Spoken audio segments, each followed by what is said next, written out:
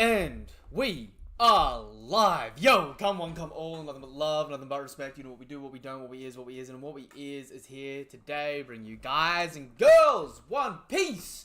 I'm going to open up the lights a little bit here. One Piece. Wow. Chapter 1151. I can already see we got Charles. Alright, we got Jashan Hothy. I can even see Grief, Sammy. 3 kisses. Hello.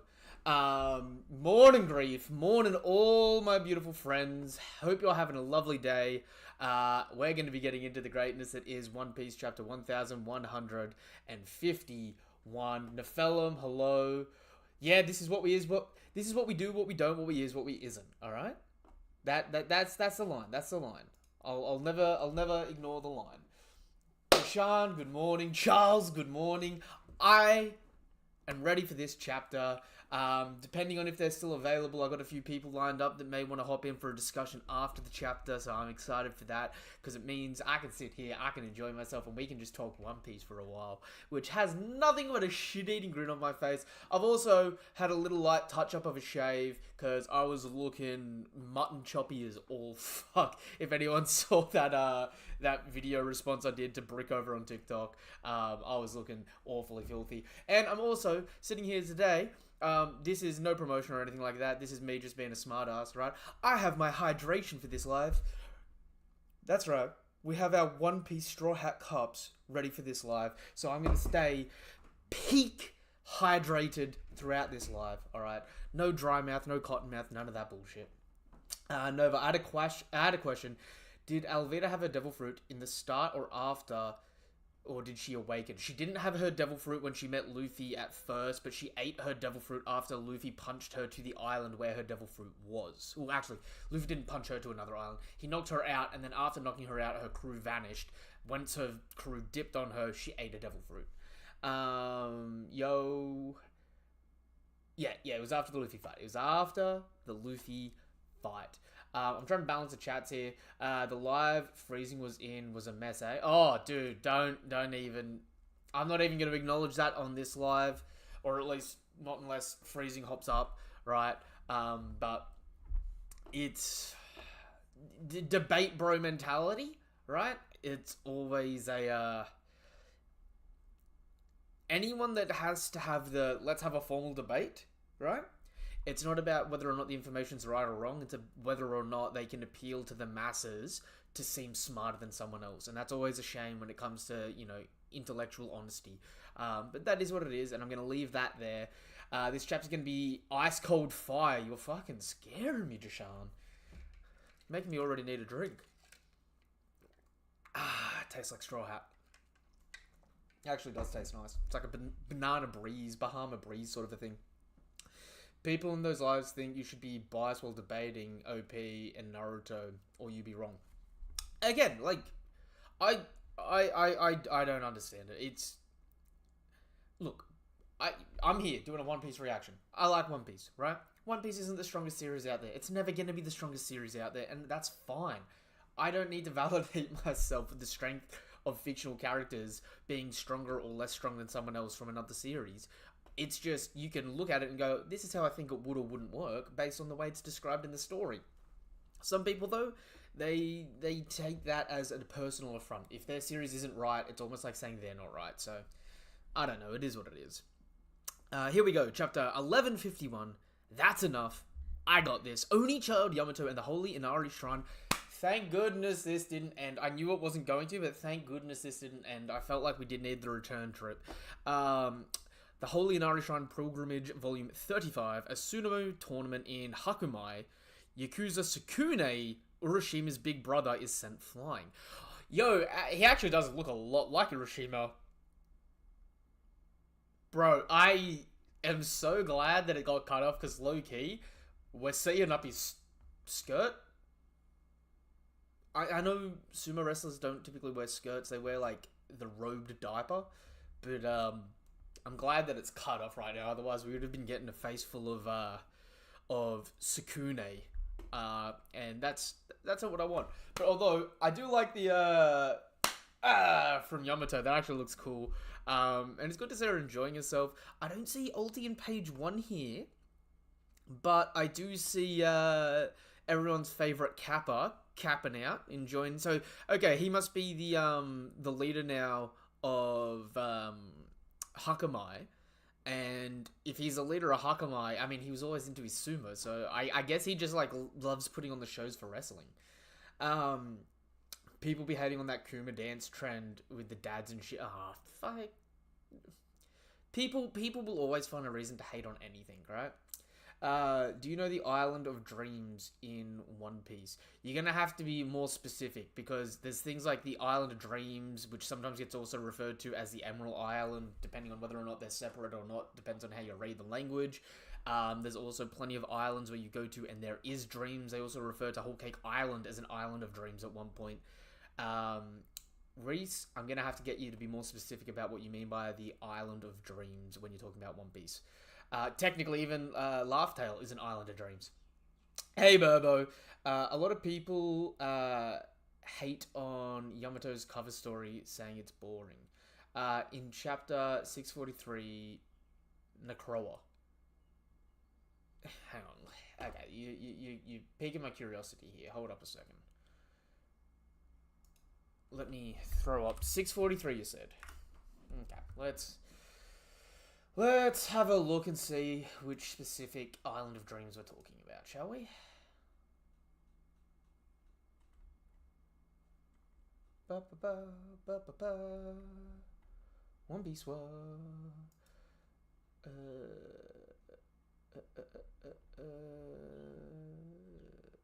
No, that's Viz manga, not Shonen Jump manga. Gotta remember to distinguish between the two. Alright, let's... You got me on a tangent now. Alright, Reese?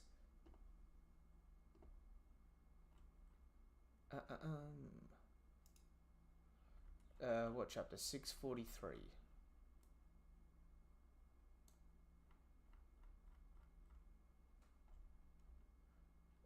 643. If it's to do with cricket and Masura and that, it's probably going to be relating to the Island of Dreams being the Emerald Island.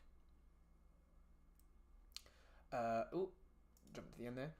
The Monkey Mountain Alliance seeks Necroa, the Island of Dreams. Maybe it'll become important at some point in time. If only Viz updated quicker. Oh, but the dude. Ha Nephilim, I feel that. I fucking feel that. It just mentions where Masura and Shoju are heading there. I need Imu to do Domi Reversi on a unalived person. Interesting. That would actually be crazy. Although, if that's the case, bro, we got to get Moria out of the story. No wonder they were trying to unalive him after the war. If Moria can just go around, bring back Ace, bring back Whitebeard, bring back Roger, and then you hit the three of them with the Domi Reversi, ooh, shit was going to get wild. My bad, but it's pronounced... Right, yeah, I was thinking that as well. It'd be interesting. It'd be interesting. But let's get into this. Let's get into this greatness. And do you know what? While I'm at it, hold up. Let me just put in my chat as well.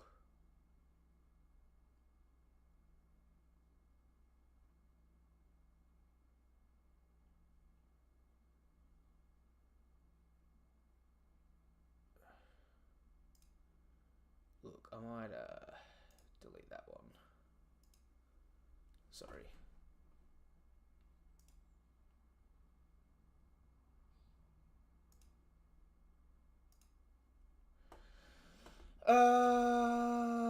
What am I doing? There I am. I got so distracted then.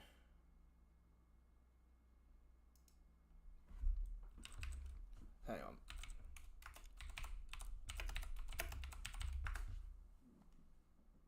Alright. Let's stop getting distracted. Right. Let's get into the greatness that is this chapter. What's with Dorian Broggy's demonic transformation? Please, snap out of it, captains! LDL is the world's oldest warrior. He's a living legend! Yo, these guys got big... Broggy's hand still ain't healed, though. That shit looks painful! We've always looked up to him. Yeah, you said it, Kashi. Oof. But the elder we all idolize is just a broken old man now. That's why it's up to us to put him out to the pasture. And after that, we will reign as kings. Elbaf has no need for idols or gods. It is time to call forth a new era of war, an age ruled by the strong. How can you say this? This isn't you. What the hell happened to you guys? Stay back, Kashi. They've flipped. They're not the same people anymore. So I wonder if when you get Domi reversied, do you have the opposite, do you actually genuinely become the opposite person? Because that'll be interesting. Stay back, Kashi. They've flipped. They're not the same people anymore. They've become pitch black demons right down to their core. No way. Ooh. And he gets past, and we see one of these circles form around him. Tallman! Ooh, okay. Okay. So if you get put in between any tile or any player in this game, if you get caught in between any two people, you will also be Domi reversied. So it's a way of like taking over the board game in a sense.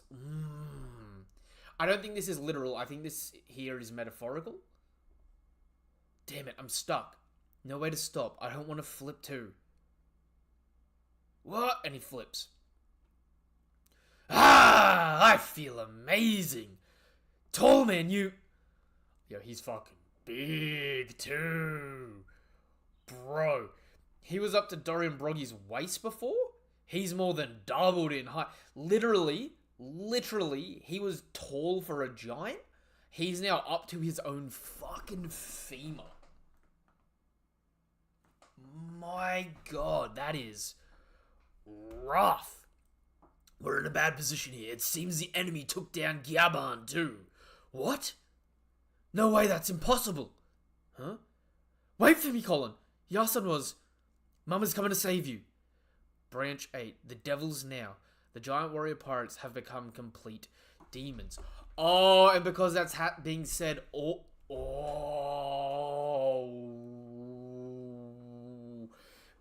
Because that's being said, because anyone's having a collective dream about demons because the kids are asleep, out of the Nightmare Fisher starts coming demons now.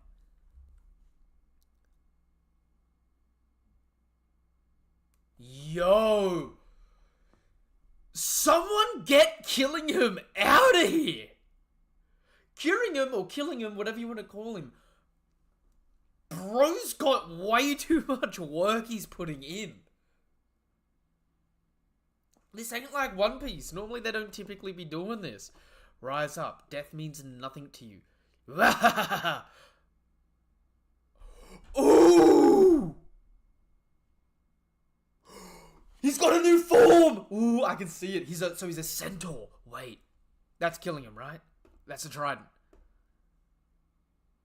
Wake up. That's right. Wake up. Come to life. Elbaf's nightmares will never end.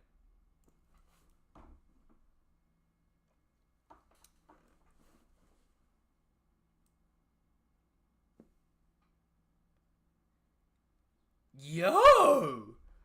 This is a cool design. Is he half fishman?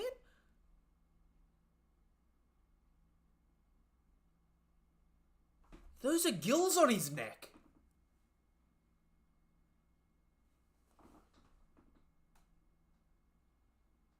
There's a fishman? In the God Knights?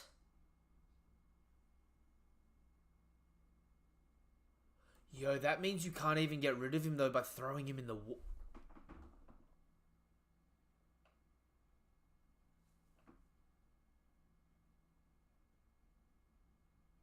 That's scary. That's scary. We thought Jack was bad?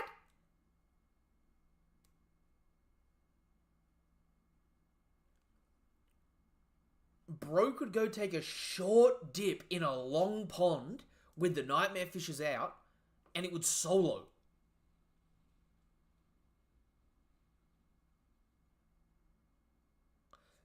That's scary. Yo, chat, hold up. I'm gonna scroll back a little bit. Chat, that's fucking terrifying. It just mentions. Okay, wait. I need Emu to do dominant reversing on a dead person. That would be crazy. My bad, but it's okay. Nova, do you think Boa's fruit would work on the God Knights? Yes. Yes, I do. That's a theory right there. The fact that the Giants makes it worse because if they were against 100k Marine... Oh, that makes me sick, man. That's actually scary. We need more 100 feet. Dude, 100 feet are going to be inbound here. The man's going to have to be pulling out here. Capture a lot. He looks cool as shit. Sunjin, woo! Yeah, he looks tough. I believe this killing him and the first one we see are both hybrids. He just must have good control. Yeah, good point. They're two different forms of the hybrid. The last one, he had hybrid upper half, human lower half. This one, he has the human, the fishman upper half and the animal lower half. So we haven't seen his full zone transformation or his full person transformation yet. That's a great point. Which means, actually, we haven't seen his proper hybrid either. Because this actually would function more like Kaido and Chopper's hybrids, where it's not actually the definitive hybrid, it's a forced hybrid, more like Black Maria, where he's got way more intricate control. So we probably haven't even seen his proper hybrid yet. We've just seen two variations on hybrid. That's interesting. I mean, I believe this killing him is yeah. I didn't even think about that. Yo, water jutsu, huh? Yeah, dude, if he's a fishman, water jutsu ain't doing shit to him. I have a theory that the voice of all things is like conquerors. You have to be born with it. That's an interesting point. Wait, this is officially out? No. This is on TCB. Broly, if you need a link, join my Discord. My Discord is in my bio or on YouTube under my same name in my descriptions. Right? You can join my link to my Discord. In my Discord, there's a link, a chapter link section. The chapters always get posted there when they drop. So you think he has more forms like Kaido? Oh, yeah. Yeah. Because you've got to think, a proper hybrid form is the combination of both sides at the same time. This is a hybrid form here, but it's a half-half. Top half is normal, bottom half is zone. The other one, bottom half was human, top half was zone. So at the moment, we've seen two variant hybrids, but neither of them are the true hybrid. So that's crazy. Yeah, freezing. Insanity. Also, freezing. When the chapter's done, you're more than welcome to hop up.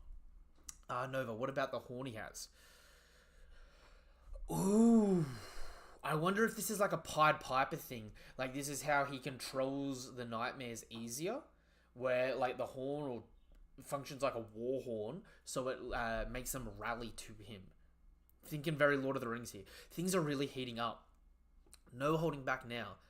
That's a certain... No holding back now that a certain someone has shown up. Rampage to your heart's content, my dream demons. Elbaf, this is your doing. You brought these monsters into the world. Saint Killingham. Mythical dragon fruit. Model killing. Hybrid form.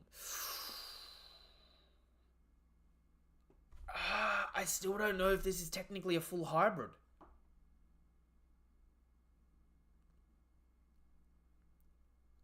Yeah, I think this is, like, even though it says hybrid form, I think this is a hybrid. This isn't the proper hybrid.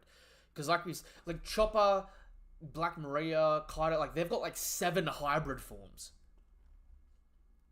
So, I think this is a bit of a misnomer. This isn't a true hybrid here. Odd that we're getting Saint Killingham, though.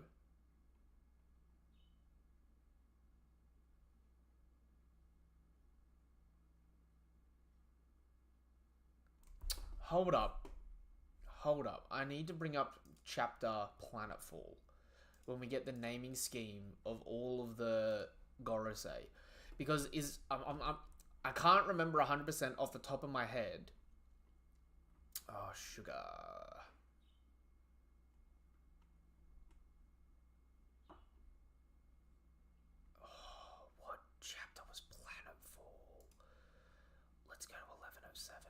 It's not going to be 1107. Right? Sorry. I'm getting a bit distracted here. The reason why I'm questioning it... So 1107... Ooh... Ooh, I may have been fucking close. I may have been really damn close.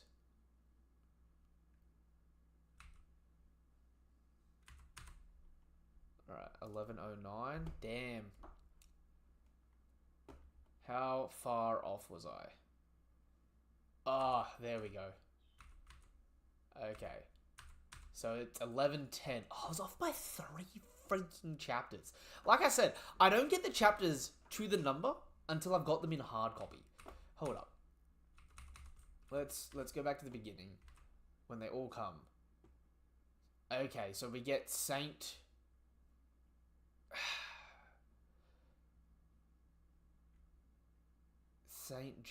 Saturn J. Garcia,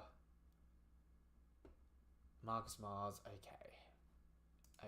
Sorry, the reason I went on that tangent then is because sometimes I couldn't remember if Saint was something that they all had, or because I was questioning whether or not Saint, as in ST, and Saint are the same thing. Because this might sound really stupid, right? But it's Saint Charlos and his family. It's hard to tell. Like, they refer to all of them as saints, but at the same time, I've been questioning for a while whether or not Saint is actually one of their last names as well. And it's like a double play. Because whenever we get the other people, it's Saint as in ST, and then their full name. Whereas with like, with Charlos, it's just Saint Charlos, no ST, just the full word Saint. So I'm wondering if maybe this guy is related to Charlos or not, if that makes sense. I'm sorry, I know that's a stupid tangent to go on there. What do you think it's like the Pacifista controller? Possibly. Be there in a min. I want more archery and trident feats. Also, if you go back to Discord, I feel like I called about killing him Nightmare Fishes. Yo, definitely Bobo. I really can't wait for more God Knights. They're about to be wicked. Nova, do you think Rox was straight Haki Warrior or a Devil Fruit Merchant? I think he was doubling. I think he was a Haki Devil Fruit Demon. And their feats would be Shamrock and Darling Upscale, right? True that. Also, I can't wait for Lafitte to really show his ability. Oh, dude, Lafitte is going to go hard. Alright, yo. Sorry, killing him has just stolen the show. This arc in so many ways, and I feel so bad for Summers, but like at the same time, killing him is just so sick. Is it me, or are there even more of them now? Things have really spiraled out of control. Master Tori, Master Broggy, this is your homeland. What the hell are you doing? Open your eyes. How can you bear turning into something with no pride at all? If Usopp stands in a one-on-one against Dory and or Broggy and is the one to knock one of them out, I'm gonna fucking say it now. Brave warrior of the sea. Damn it. We couldn't save the children. No wonder Saul failed to stop them. The kids are guarded. But by monsters and invisible thorns. Bent! Ylva! As if I could pass out now. I swear I'm going to come save you. Just wait for me. Yo, fucking mum. Mum is coming in clutch. She's like, I don't care about that bastard monster of me. I'm a fuck you up. Mum's about to come in and spank the shit out of some God Knights. My lord, how far are we to take this? The board is already covered in our colour. Yo, and Im's just float. That's Zunisha! Someone here is scared of Zunisha.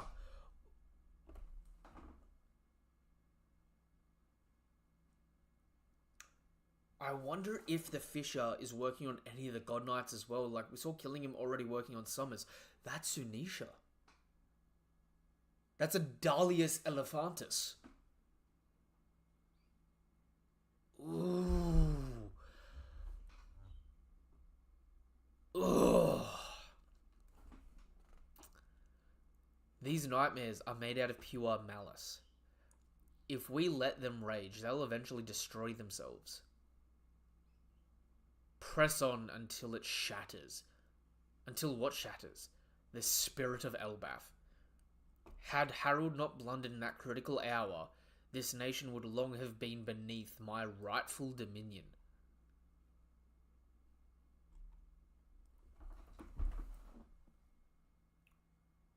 Bro. I swear.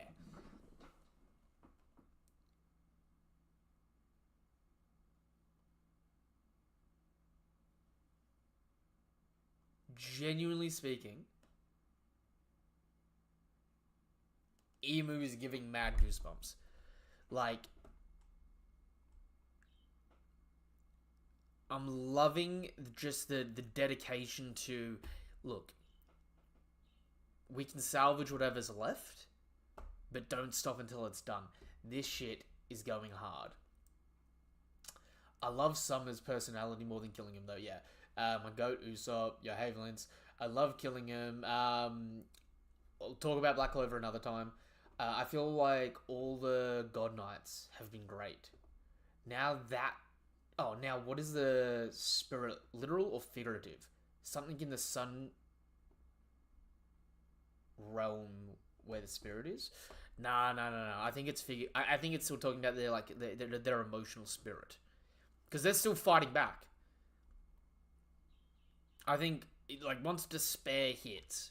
Which, I mean, shit. Having a power system be willpower and be emotion-based in a sense, and then having someone that just goes, we're not truly winning until we break their spirit, direct antitheses of each other, which is crazy because Im has such crazy strong haki right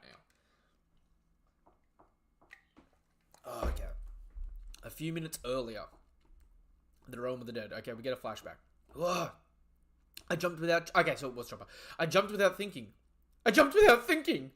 Wait, I gotta stay calm. I can do this. I can't let him die.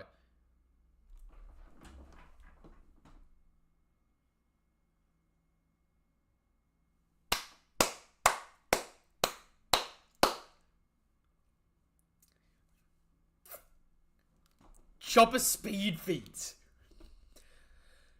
Call it Toon Force, call it Geppo. Man just does the Toon Force. Starts running on air and burning the air and leaving a smoke trail on the air as he just blitzes past. He's falling faster than Gaban can fall by running on the air down. Fucking phenomenal speed feat. Low-key.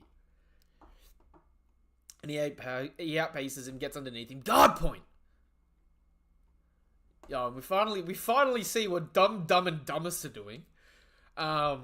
Sorry, Loki and Hudrin are dumber, though. If you want to hear about it, get on your knees, Hudrin. You killed father!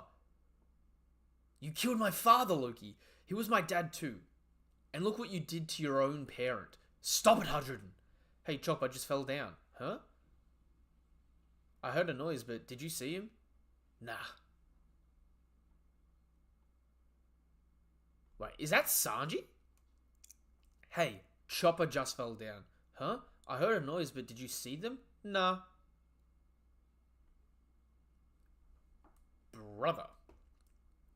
You're right, something's definitely just fell down there. It's just past that ridge. Wait, how... Oh, no, it was Luffy that said that. Wait, how did I know it was Chopper?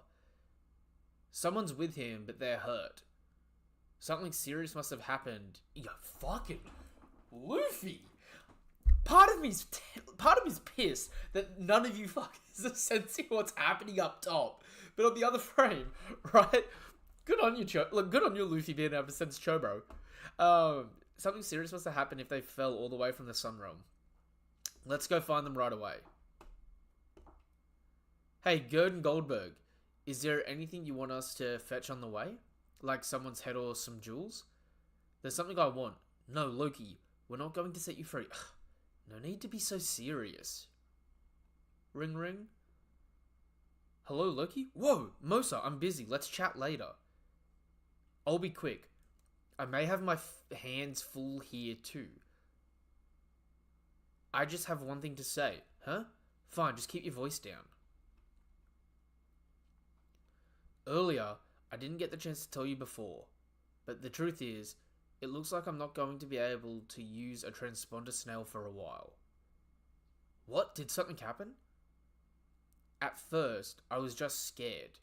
But before I knew it, I found our conversations to be a calming experience, and I wouldn't trade them for anything. That's why I wanted to thank you again.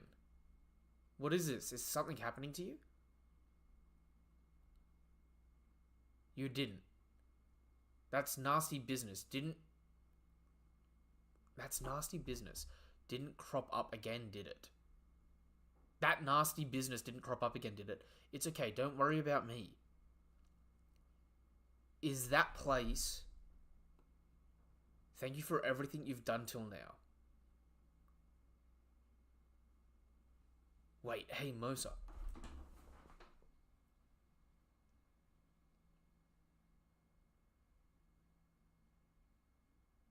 We're going to Mosa next island. Yeah. Now the question is Mosa on an island that's about to get God Valleyed? Is Mosa maybe a God Knight that has betrayed the God Knights in a sense? Or is Mosa maybe a revolutionary? Wait, hey Mosa, Gerchank. Damn. What are you looking at? It's nice to know that you somehow found a friend to lean on in the realm of the dead. Don't you dare tell anyone. That has me worried. Yo, Emu Renegon, Harkin Gunko, Chopper Toon Force. What's the third world called in Elbaf? You talking about Heaven, the world of the sun, or the underworld? Chopper can fly. That's the forest god. Yeah, fuck all those. No. Anyone right now on the bandwagon of Chopper being a forest god, you're gonna be doing flips with this. Bro, you see how big Chopper's guard point is now compared to the mountains? No, I didn't. Hold up. Did we even see the guard point?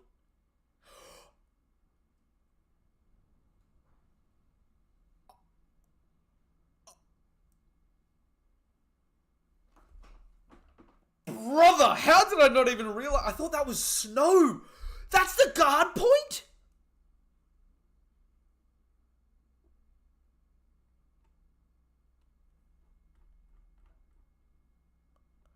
Bro, Chopper got big. Skill issues. Luffy's voice of all things upgrade. Does the Emu possession make you think Gunko got long hair because Emu's true form has long hair? Yeah, no, yes. He never used observation. The range of the orbs is shorter than the distance away from the mountain battle. Oh, from the main battle, that's true. Luffy felt Chopper when nobody did, and not with the future sight. I hate that people think it's Shirahoshi. Oh. Okay. Okay. I get you. Good. You have to treat him. It's Yasan. He's severely injured, huh? So this old timer is popular around here. Good job saving him, Chopper. What? He is? It was nothing. Ooh. It was nothing special. Praising me doesn't make me happy or anything, you jerk. What? This old man? You're saying... Luffy found out. Wait, what? This old man? You're saying... he was one of the Pirate King's crew? That means he was on the same ship as Roger and Rayleigh? He served as one of the Pirate King's wings alongside Dark King Rayleigh. He was probably their third strongest member. What? He really was a big shot pirate then, huh? No wonder he was tough. So Shanks must know him too? He just moved. I think he's trying to say something. Yasan, what is it? I was number 2. He couldn't let that comment slide. Yo, that is Sanji to a fucking T. I love that. Genuinely speaking, Yas... What is with One Piece? I loved Zoro at first, I loved Rayleigh at first. Unironically, like they for the longest they were my two favorite characters in the story for the longest because Swordsman is sick. But then Sanji and Gaban's personality, I'm sorry, they have made me switcheroo on those two fuckers. Sanji and Gaban are just nicer, more compassionate Zoro and Rayleigh, and I genuinely love them more for it. I was second. He couldn't let that comment slide. Yasan, I'm glad you're awake. What could put a man like him in this condition? That's right, things up there are bad, Luffy. We need you guys. They're taking the kids hostage. There's only a handful of enemies, but no one can even make them budge. A bunch of enormous monsters are running amok too. Ooh, and the Haki blast from In From Before hits. And on top of all that... Hey now, this Haki is... Gaban knows!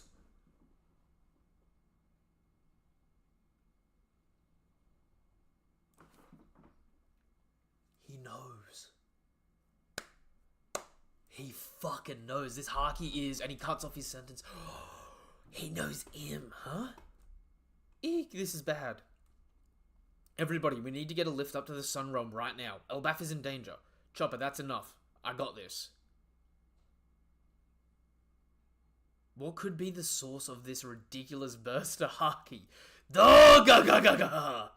You guys really will need my power now.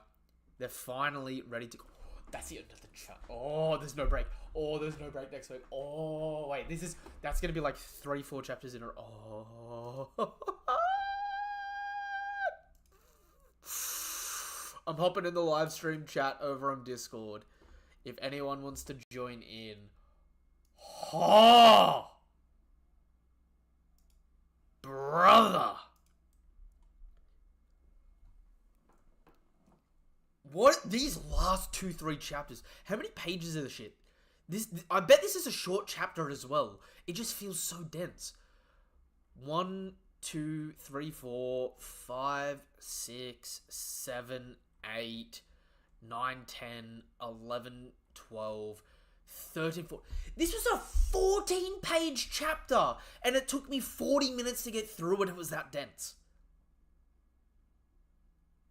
If this was, oh my god, I'm not. Yo, hey Freezing, hey Nephilim.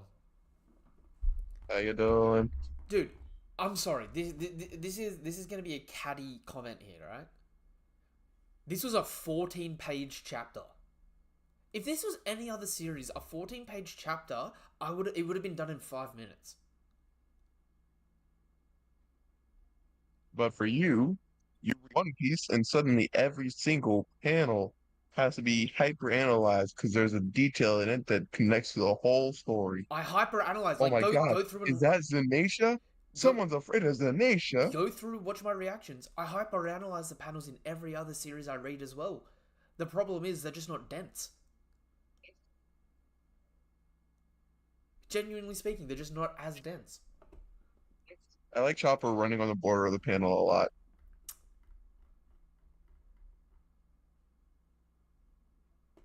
I really do like that scene. Honestly,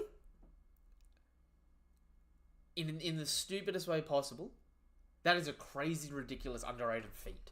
You can literally run down on air so quick that you can get underneath someone that fell significantly before you. And I don't think it was ever confirmed if Chopper learned airwalk. No. Nova, next week is a break. Oh, okay, so there is a break next week. They just didn't say it at the end of the chapter. That's heartbreaking. I'm genuinely wondering, based on that, though, if the rest of the Straw Hats are just slowly but surely getting more of Luffy's Toon Force.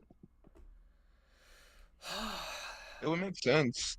The more time you spend with Sun God, the more the like goofy effects just linger on you. Yeah. I do like the reversey imagery, though. I feel like it is going to be very literal. I understand saying that it could just be a metaphor, but with the name of it being Dami Reversey and it showing the reversey game, I feel like there's a reason. Is that actually the reversey game? Oh, someone's Yeah, getting a that's bit what of it that hold those up. the tiles where it's like, oh, one goes on the edge of it and they all flip. That's reversey. It's a it's a very simple game. We off with four pieces, two of each color, and you put a piece down on the opposite side of one and switch all of them to that same color. See, It can go on until sorry. I knew that there I knew that was. there Sorry, hang on. was Someone's getting someone's audio. getting audio Nephilim, I think we're getting a development audio playback through your. played after you. What do you need me to do? Um, do you have headphones in or something like that? Because I think I can hear, like, whenever me and Freezing talk, I think we can hear us being picked up on your mic. But I Reversey. think so. Okay, so there is the game Reversey because I thought this was actually. Look, call me stupid. I've seen Reversey before, but I was thinking this was more like a shogi sort of a game, which I mean, fuck, you're 100% right. This is just like blatant Reversey, but I was thinking of it more like shogi, where when you pass characters, you flip them to your side. Hmm. But I'm going to say the simplistic answer here, it just being Reversey, actually makes more sense. But I don't know if these panels here, these two panels here, are literal. If that makes sense.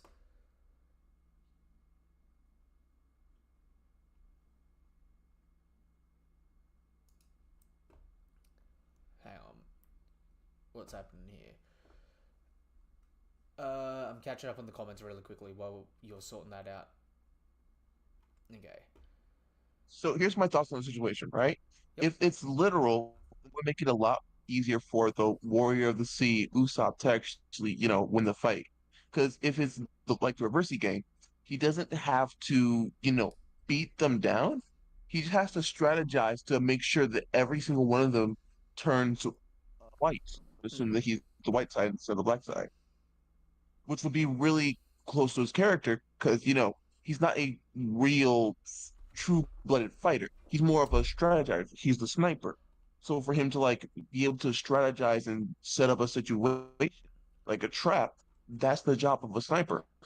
I'm going to say if that's the case, do you know what the crazy twist might be to beat Emu on this island? Think of Reversing Gunko? No, I mean maybe, but I think What's that? I think less literal than that. Think in most in most mythologies, the devil or the representation of the devil is a gambler, right? Someone that likes to play in games of chance. And Yep. typically when they lose a game, you can ask something of the devil, right? Yeah. So what if it's a situation where, if you're right, and this is a large-scale version of this game, they figure it out, Usopp and Luffy and all the observation haki merchants in this bloody island right now all flip these tokens, win the game, and then, it's something as simple as just asking Im to leave, and Im physically has to leave because Im lost the game. But it gives them the ability to go, oh, we can beat this person in the future by winning the game, but each time the game changes to a different game type.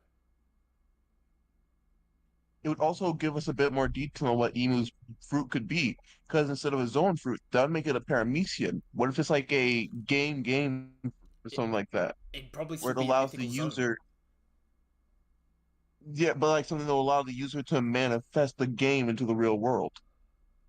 The Gambler route? Oh, I think the simplistic answer is still much the same, right? Instead of the gamble fruit or anything like that, it's still like a human fruit model devil, but the paramecia ability of the mythical zone would be the gambling aspect, the games.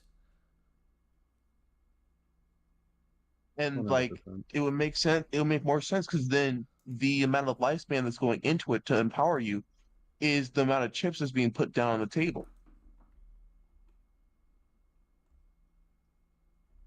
Which might... So if one of the God Knights was like outskip like status, he could raise to add more of a lifespan to their power.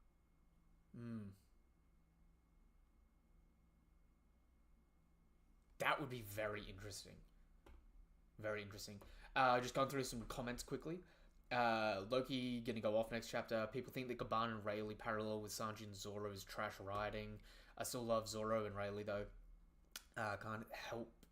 I can feel the Gaban over Rayleigh feelings. I'm feeling it too, but I'm always a Zoro over Sanji. I'd argue that Chopper's guard point is bigger than Luffy's Gum Gum Balloon. Only people felt it. Loki, Hydran, and Luffy. There is a break next week. Also, if you go back on Discord comment, I called it about killing him's nightmare fishes. Smitty, you got to add. Oh, okay. Hold up. I'll hop on Discord. Smitty, did you want up? Here. Are you in the Discord at the moment?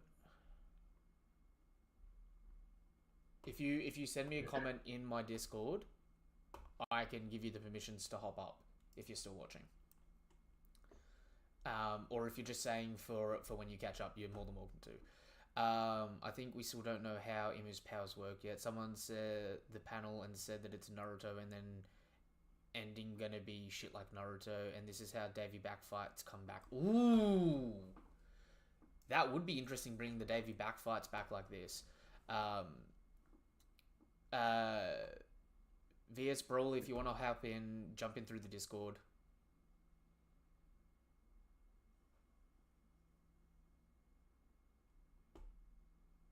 Yeah. All right. So that's chat's caught up now. Sorry guys, I got distracted then. All right. Dude, sorry. There's just so much shit that's happened in this fucking chapter. Like, did you guys notice him blowing the horn and all of the already defeated dream, like, Fisher Nightmares repairing themselves? Oh yeah. Yeah. I think the craziest thing you picked up on, I didn't until like I watched your stream, was I thought that Killingham had like a scarf around his neck, but yeah, you pointed out that they were freaking gills. Well, look, I had a hard look at him for a minute because he's got the frill neck, right, and he's got the bubble. So like he's got the heavy collar and the bubble. But the problem is, on the one that's zoomed in, you can actually see it's the neck, and he's got two lines on the neck in the shape of the gills, in the same spot that the fishmen have gills. And that, compared with the sharp teeth, it makes it look like he's half fishman, does it not? No, he just looks like a fishman. He looks like an older Dellinger. Yeah. Which, shit, again, Doflamingo's crew, being a miniature scale of the world government, maybe this guy is a parallel to Dellinger. Hey, New World. Has way more aura than Dellinger. Even though Dellinger's like kind of slept on. Correct me if I'm wrong. Yep. But I think that his appearance is actually some god imagery. I mean, there's always a little bit of god imagery here, but what god in specific? Are you talking about the horn and that, and the riding on the air? Like the horn, the trident as his weapon that's sort of like stitched together, as well as his appearance in all. Like that horn is a shepherd's horn. Like it's used to like control a flock. Yeah. So I'm trying to place it just off of my knowledge of it, like offhand. But I think that there might be a god of sleep that has that exact imagery. I can't think of any off the top of my head. In a weird way, what I was getting from him is more a merging of multiple Greek gods. Really? That's a problem. You've got so many gods and godlike abilities that overlap, though. You know what I mean? Between all different pantheons.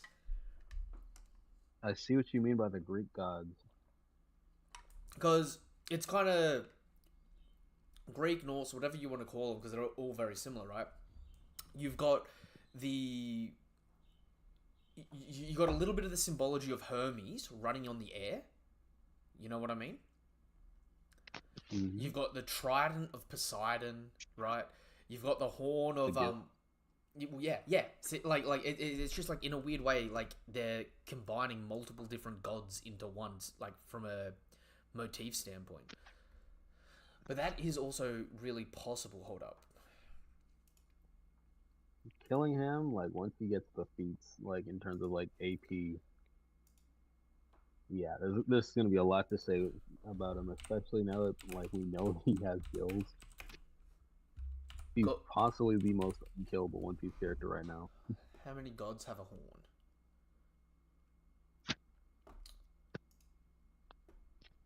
I've definitely heard of things in Greek mythology having horns like that. I feel like that's something more like a dwarf or something would have.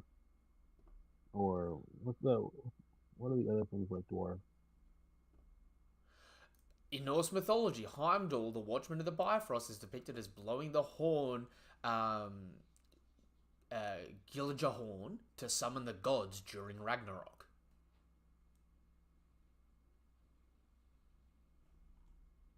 Oh, so he's calling Luffy. He basically just called Luffy and Loki. It could be working as like double symbology here, where he like again Oda sort of mixing multiple things. He could be both representing of like a typical shepherd's horn leading the flock of the nightmares, but he could fill without representing that character fill multiple roles from different mythologies of characters in the same way that Luffy is like the sun god, is Nika, represents like some form of Christ, but also represents Boulder. You know what I mean? You can have multiple representations from the same character. Oh yeah. So if this is a war horn, but the double entendre on it is he's accidentally fulfilling the role of Heimdall, calling Loki and Boulder into the fight. That's interesting.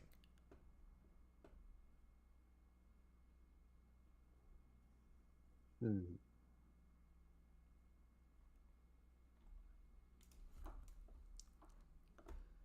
I feel like Oda's gonna make everybody who was like underestimating the God's Knights eat their words.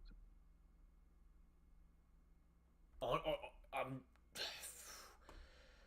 I feel like I need to go back in the Viz and reread it just a little bit, right? Oh wait. Oh, imagine if he. Okay, I was gonna say, chat spooked me for a second. Then, imagine if he used Fishman Karate and Jinbei recognized him. I thought for a second. Then I didn't see the first half of the comment. I thought you were saying Jinbei already recognized him. And I was like, how the fuck did I miss that?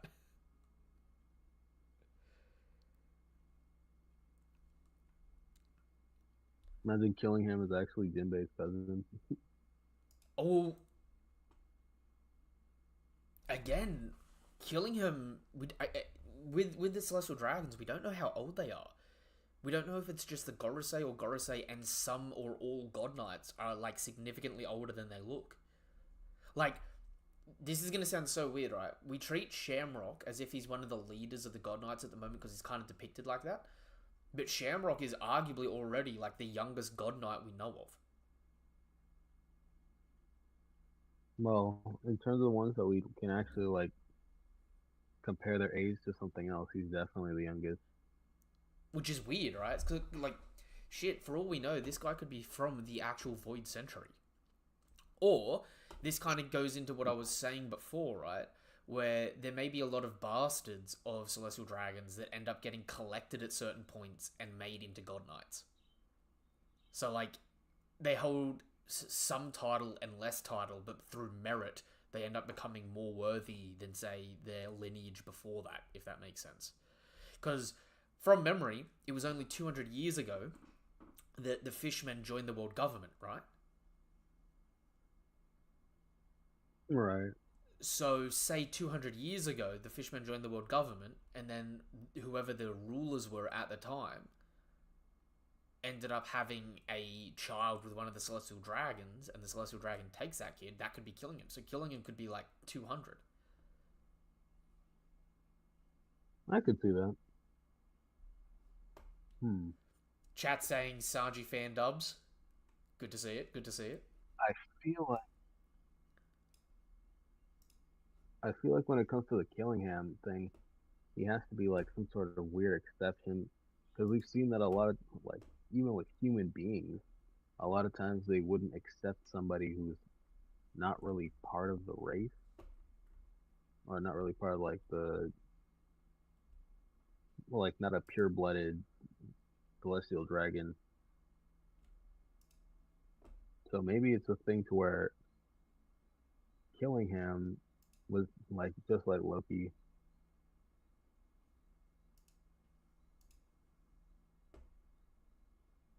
Hmm. Maybe he's like a cousin of Shirahoshi that just ended up being super strong.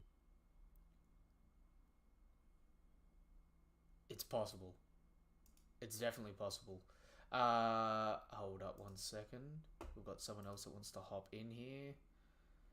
Um. All right, Broly, you've got the permission to hop in the chat at the moment. Please behave yourself, sir.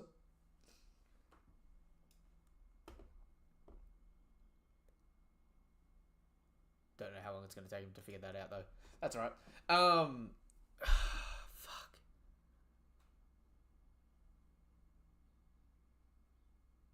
In a weird, the weird thing is as well, Killingham doesn't have a trident. He has a pitchfork with a bayonet attached, or two bayonets attached. He has a spear with two bayonets attached. Hmm. So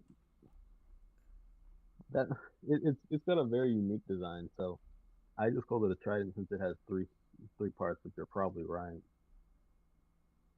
But that, like I don't know. I guess would tridents still count as spears?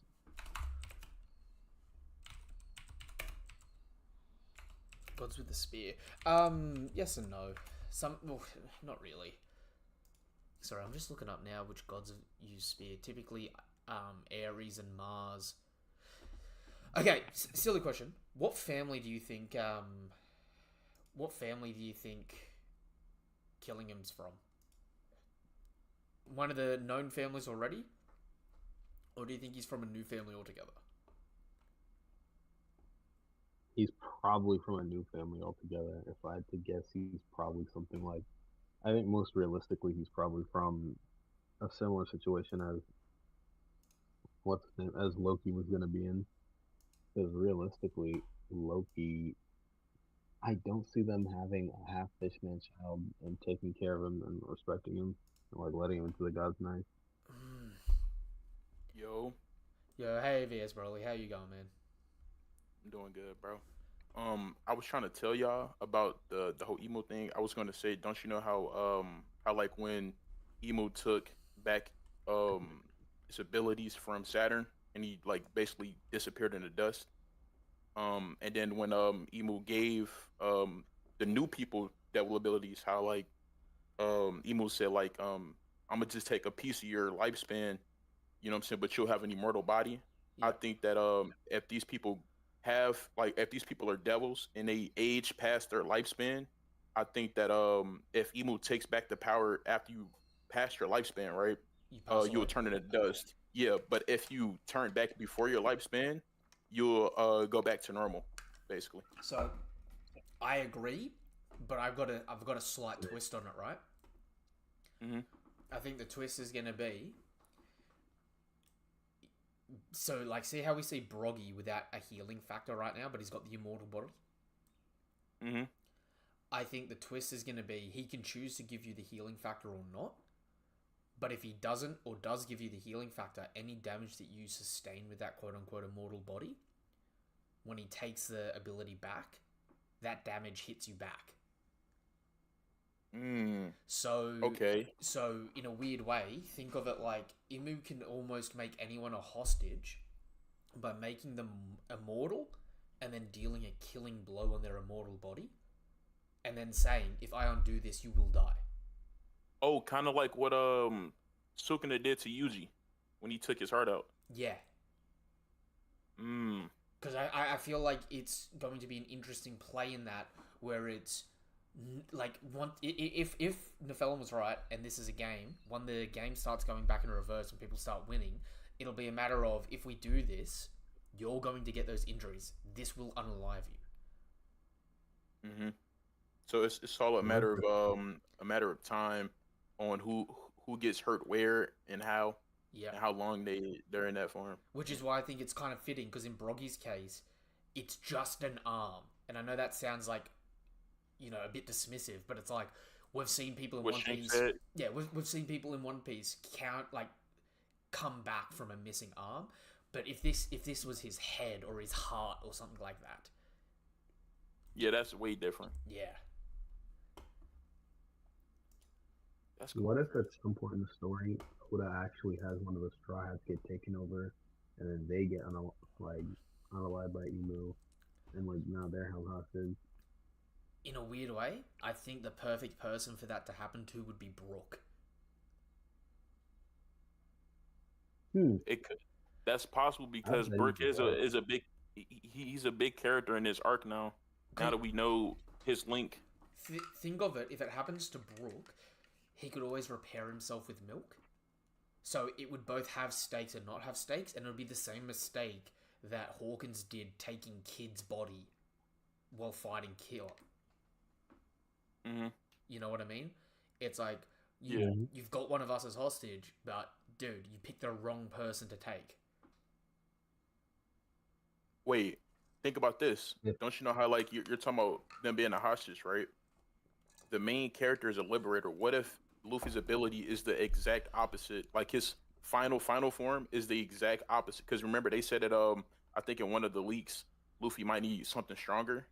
So what if his ability is the complete opposite of Emu's and can literally liberate all the hostages as them being devils? So Luffy's the perfect counter to everything that Emu does, since he's a god and Emu's a devil. They're the perfect, basically yin and yang. That could work really well. I still think this isn't Im's true power, though. This is just I think when Im's possessing someone else, it's only a fraction of their ability. Oh yeah, for sure. It's an entire book. It's a whole grimoire. Yeah. So it's definitely way more stuff in that book. It wouldn't just be 2 pages.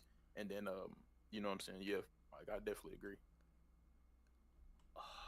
So but you got to realize too though, Luffy, he literally has a straight imagination. So whatever's in that book, Luffy can technically probably think of a counter to it. And that because nobody else has an ability like that where they can adapt to anything. Okay, let me throw a hypothetical out there, right? Mm-hmm. Luffy comes back, comes in Gear 5. Actually, sorry, let me stop it right there before I continue this. Mm-hmm. The ending of this chapter heavily implies it's going to be Luffy, Hajuden, and Loki going up to fight as the main 3 fighters, right? Mm-hmm. We still need to find out what mythical zone Loki has, or mythical fruit. It's 1,000% something to do with his eyes, bro. 1,000%. I agree, but so okay. The reason why his eyes are covered, I think, is supposed to be, in Norse mythology, how Odin sacrifices his eyes for pure knowledge. Mm-hmm. I think it's meant to be a play on that, where something part of Loki's skill set is going to be essentially the voice of all things. Right? Okay. Like he's going to have high tier observation, voice of all things, and maybe some other abilities that are eye related. Shit, you know how Saturn was crushing people with his eyes? Mm-hmm. May even be something like that, right? Mm-hmm.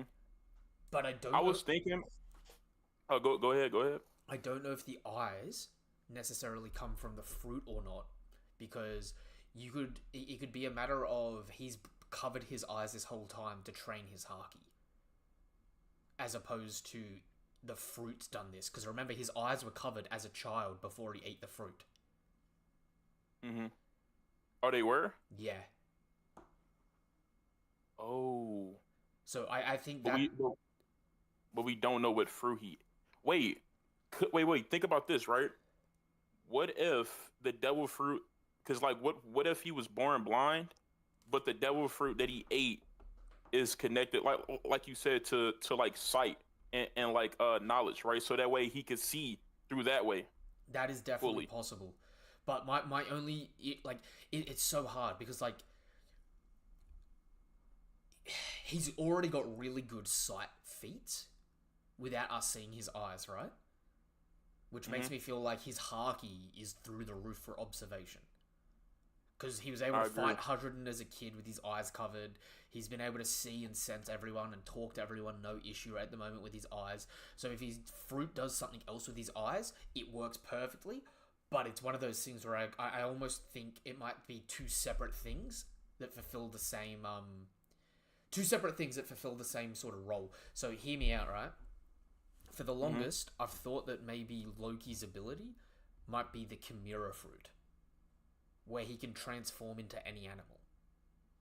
And That's what I was also thinking that too. Well, I thought Fenrir, but yeah. because in a weird way, you know how the tattoos he's got across his chest look like the bird wings? Hmm. It seems like they're keeping the Odin motif alive, even though there's no Odin in the story. Right? So you know how Odin sacrificed his eye for internal knowledge and has the two crows that are his like extent of will across the place? It seems like Yeah. Loki's going to fulfill the same sort of symbology as Odin while also being Loki. So him being a shapeshifter, like Loki, like a trickster, but Hmm. he might also take the like. So you know how like this is gonna sound so weird, right? Okay, I don't think he's a Paramecia. I think he's either a mythical zone or he's a Logia.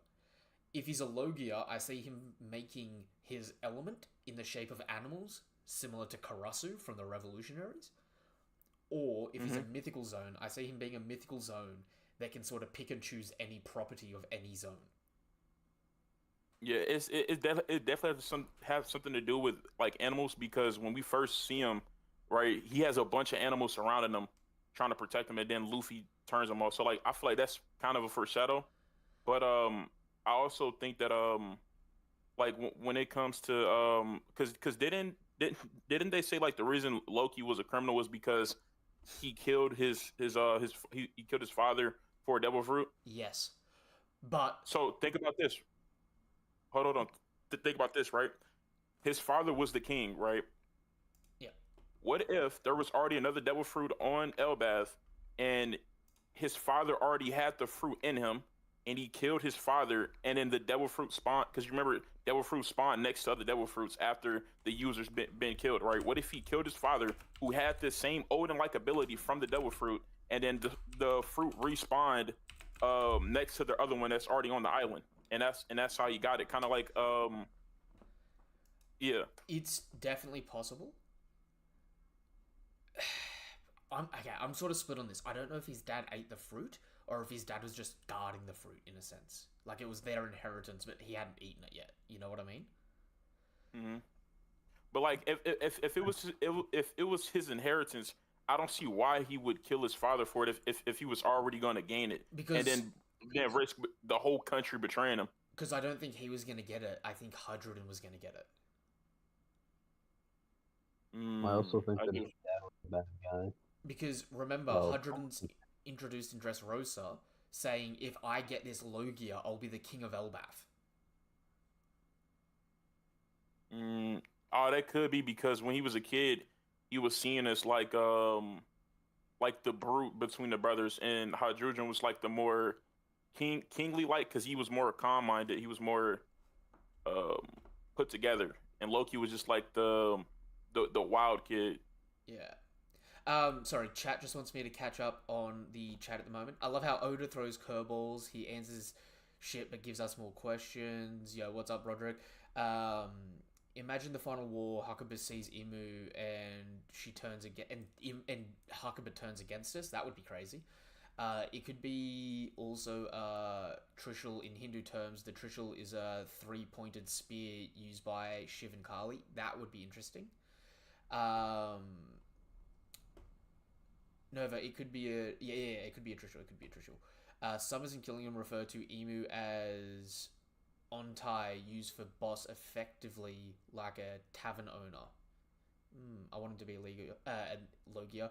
Emu mentioned Harold's mistake might be he was controlled by Emu like Gunko.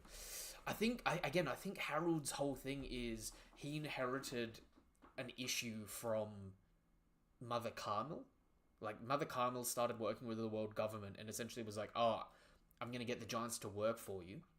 And then when Mother Carmel passed, the Giants still were getting, like, contacted by the world government. And Harold's kind of like, oh, shit. Okay, this is a pretty fucked up mess. And then he sort of just kept trying to defer what was happening and not acting on it. And then I think what's ended up happening is they tried to force his hand. And then either he succumbed to it, something similar to this, where he got, turned into a demon, or he was going to cave, and that's when Loki ended up deciding to unalive him, not having them like side with the world government. Because you're right, we still haven't seen Mother Carmel's in this arc yet. But How much? Oh, sorry, what was that, Broly? Oh, no, finish it, because I got a crazy theory that talks to something that my homie said, and it actually makes a lot of sense. Go for it. So have you heard about the abyss theory? Gonna have to be more specific about what abyss theory. All right, so don't you know the magic circles? Yep. On how like there's like a world inside the circles before they get teleported. Yep. To wherever they're going, right? So, it's a theory that that's where all the devils are from originally, and that Blackbeard is from that world, and those creatures do not need to sleep because it's always dark there, right? So that's why Blackbeard never sleeps. We've never seen you know what I'm saying, and we've never seen Eem in a sleeping state, and that could be the reason why Blackbeard doesn't sleep. And Blackbeard could also not know this because he also could have been born from that world, but then taken out as a baby, kind of how like Shanks was also, you know what I'm saying, how Shanks didn't know where he came from until people came for him. That would be interesting. It's no longer canon. It'd be interesting, but it would also sort of mess with it. Because did you know that part of Ace's cover story was originally meant to be Ace meeting Blackbeard's sister and mother? Really? Yeah. And we actually there's about it's part of Data Book Green, I want to say. We actually get the full cut story content from this cover page. So Ace was going to meet his sister first on Lelucia Kingdom, and then he was going to be like, how the fuck did two such lovely people end up having such a piece of shit for a son? And it could be from the father because remember, his father could be Zebek, and I feel like Zebek could, because you gotta remember, Zebek is like, from what we hear, we don't know this, but from what we hear, Zebek is immensely strong, and from every devil, like original devil that we've seen, they've been immensely strong, right? So Zebek could also be from the demon realm, and then came here, and then had a child with you know what I'm saying, Blackbeard's mother, you know what I'm saying, had two children actually. It's also possible that Blackbeard was just going to be adopted. That could be also true, because he could have been found by her as a baby, because and you got to realize too, devils, they have like an instinctive thing to just be evil, you know what I'm saying, like, and that's why Blackbeard got like 3 different personalities. You know what I'm saying? It could be just like that be part of the type of people that they are. To anyone that wants this, I'm going to throw it up in the Discord right now. This is the image of Blackbeard's family before they were cut from the covers page. And I'll put it in our chat here, just so that you guys can see it as well if you want to. But, yeah. They were both like. He has to be adopted, bro. Has to be adopted. Nobody here, unless Oda gave what was the queen before Boa of Amazon Lily? What was her name again? she was on the Rocks Pirates. No, that's not the one before Boa. That's the one two before Boa. Gloriosa. Yeah, yeah, Gloriosa. Don't you know how she was tall as hell, like tall as shit, damn near like on Katakuri height, and then she got super small. You know what I'm saying? He could have gave her that treatment and threw people off. Like she could have had a whole different build, and same with Big Mom's mother. Like they could have had a whole different build, and looked a lot different than the older versions of themselves. Kind of like the dude that taught Luffy Ryu hockey. True, but at the same point in time, like, I don't say that they look similar when they're young and old. Just like there's also people in One Piece can look identical as parent and child, or they can look polar opposite. Both are like there is just as much evidence for both being true. You know what I mean? Yeah. Jishan, Drac was talking about that earlier, so okay, that might have been Drac's theory. I know he has been going on about the Abyss lately. That can't be possible though. Didn't they say Blackbeard was from a certain snowy island? Luffy said that people from snowy islands don't sleep because it was something he was told by people from a bar when he was growing up, which is most likely the red hair pirates talking about Blackbeard. Didn't they take something from Zebek? That's why he came to God Valley. So the world government took a poneglyph back from Haji Nosu, and that's what they went to go collect. So they were trying to get back a poneglyph that the world government took off them. Which means, by the way, think about that. The God Knights most likely went in, raided Pirate Island, stole a poneglyph, and dipped. That's crazy. Whoever did that, they had to have been strong as hell, bro. I feel like Zebek is like Roger because why would Roger fight Zebek with Garp protecting Celestial Dragons? I feel like Zebek was right. To be fair, who do I think kidnapped Ginny? To be honest, the person I think that kidnapped Ginny is actually I actually think it was Shamrock that kidnapped Ginny. I got a lot of reasons for that. Broly, freezing. You guys have probably heard me talk about this in the past. You know how we see in SBS what male Bonnie would have looked like? Yeah. No. Look it up, No, I right? haven't seen that. Look it up. In SBSs, we got gender bent versions of all the Supernova, and when you actually look at female Bonnie, she looks identical to Shanks. So, whoever kidnapped Bonnie whoever kidnapped Ginny and had a child with Ginny is most likely a member of the Figalin family. So my money's on it being Shamrock, or my money's on it being Shanks when Shanks was forced to go back to Marijois for a bit. But I doubt it's Shanks. I don't think it fits him. I think it's more likely to be Shamrock. Yeah, because didn't Bonnie's mother get R-worded? Bonnie got kidnapped. So Bonnie's mum got kidnapped, right? Mm-hmm. And then while away had a child. The implication is it was unconsensual, but we actually don't follow any of the events. Didn't she get and it doesn't make any sense for her to do it because she was in love with Kuma. You know what I mean? Yeah.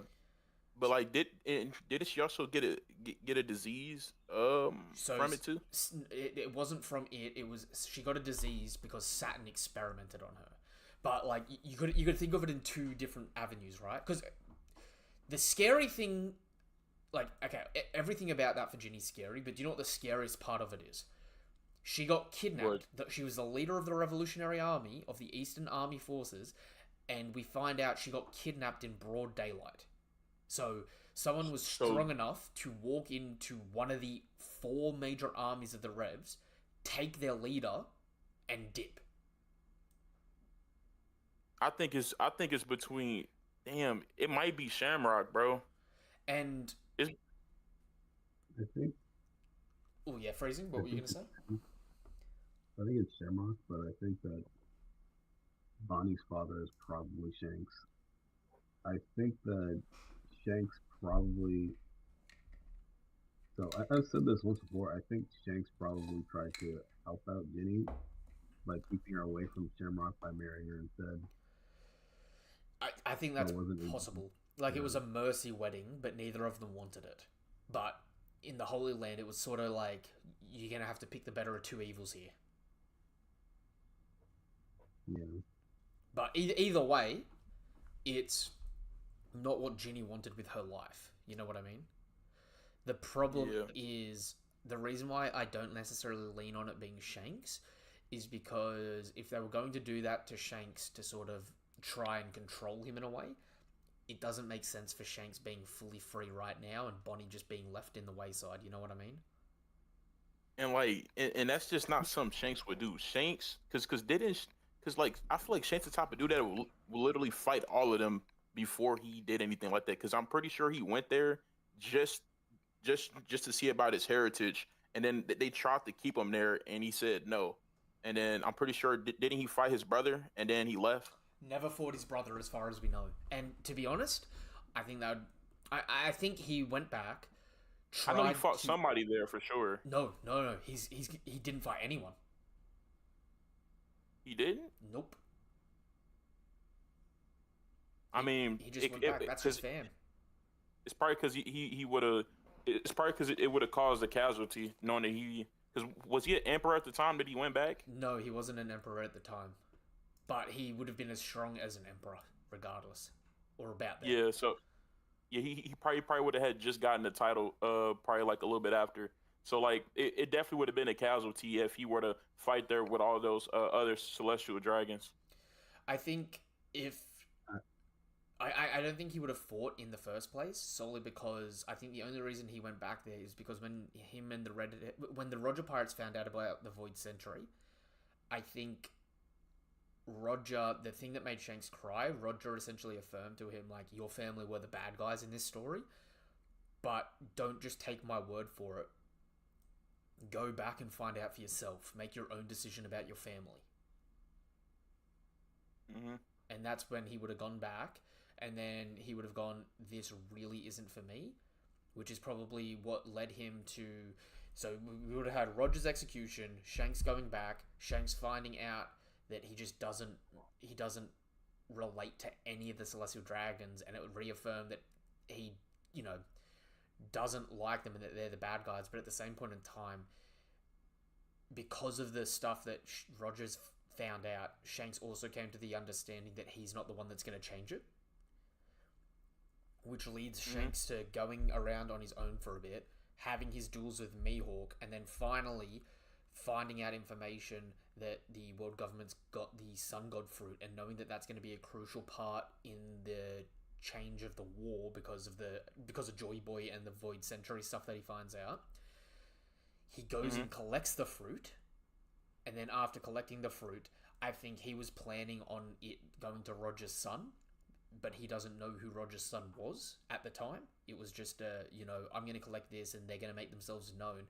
And then once Luffy ate the fruit and then said the same thing that Roger said, I think Shanks sort of went, I guess this was fate, and just threw his hands up in the air and went, I'm going to let you do your own thing. Yeah. And my thing is, I got a question. I don't know if you noticed or not, but did Shanks have a bounty before he went back to Marie Joie? I think he did, yes. Do we know what it said on there? Because don't you know how, like, before Sanji basically said F Germa, his bounty only said only alive. We don't know what his bounty said. Technically, we don't even know if he had a bounty. It's just the implication is that a bounty. So the implication is no one ever has a first bounty over 100 mil. And the first bounty we know of from Shanks, the earliest in the timeline, was over 1 billion. So it's implied that he had a higher bounty earlier than that, if that makes sense. Okay. I guess my question is, did it say only alive on it, kind of like what they did with Sanji when his family wanted him back? It would be interesting. We're just going to have to wait and see. We'll have to get more information. To be honest, yeah, I don't... Do you guys think we're going to get more story time in that time period? Or do you think we're kind of going to gloss past it to focus on more of the present leading into the Void Century stuff? I think we'll get more time in that period because we still got to explore who Uta is, and what she is a part of the story, and if she's even alive. I don't think we're getting Uta in the manga, to be completely honest. think I don't most know of because it I don't think would have Oda to would be. have. You said what?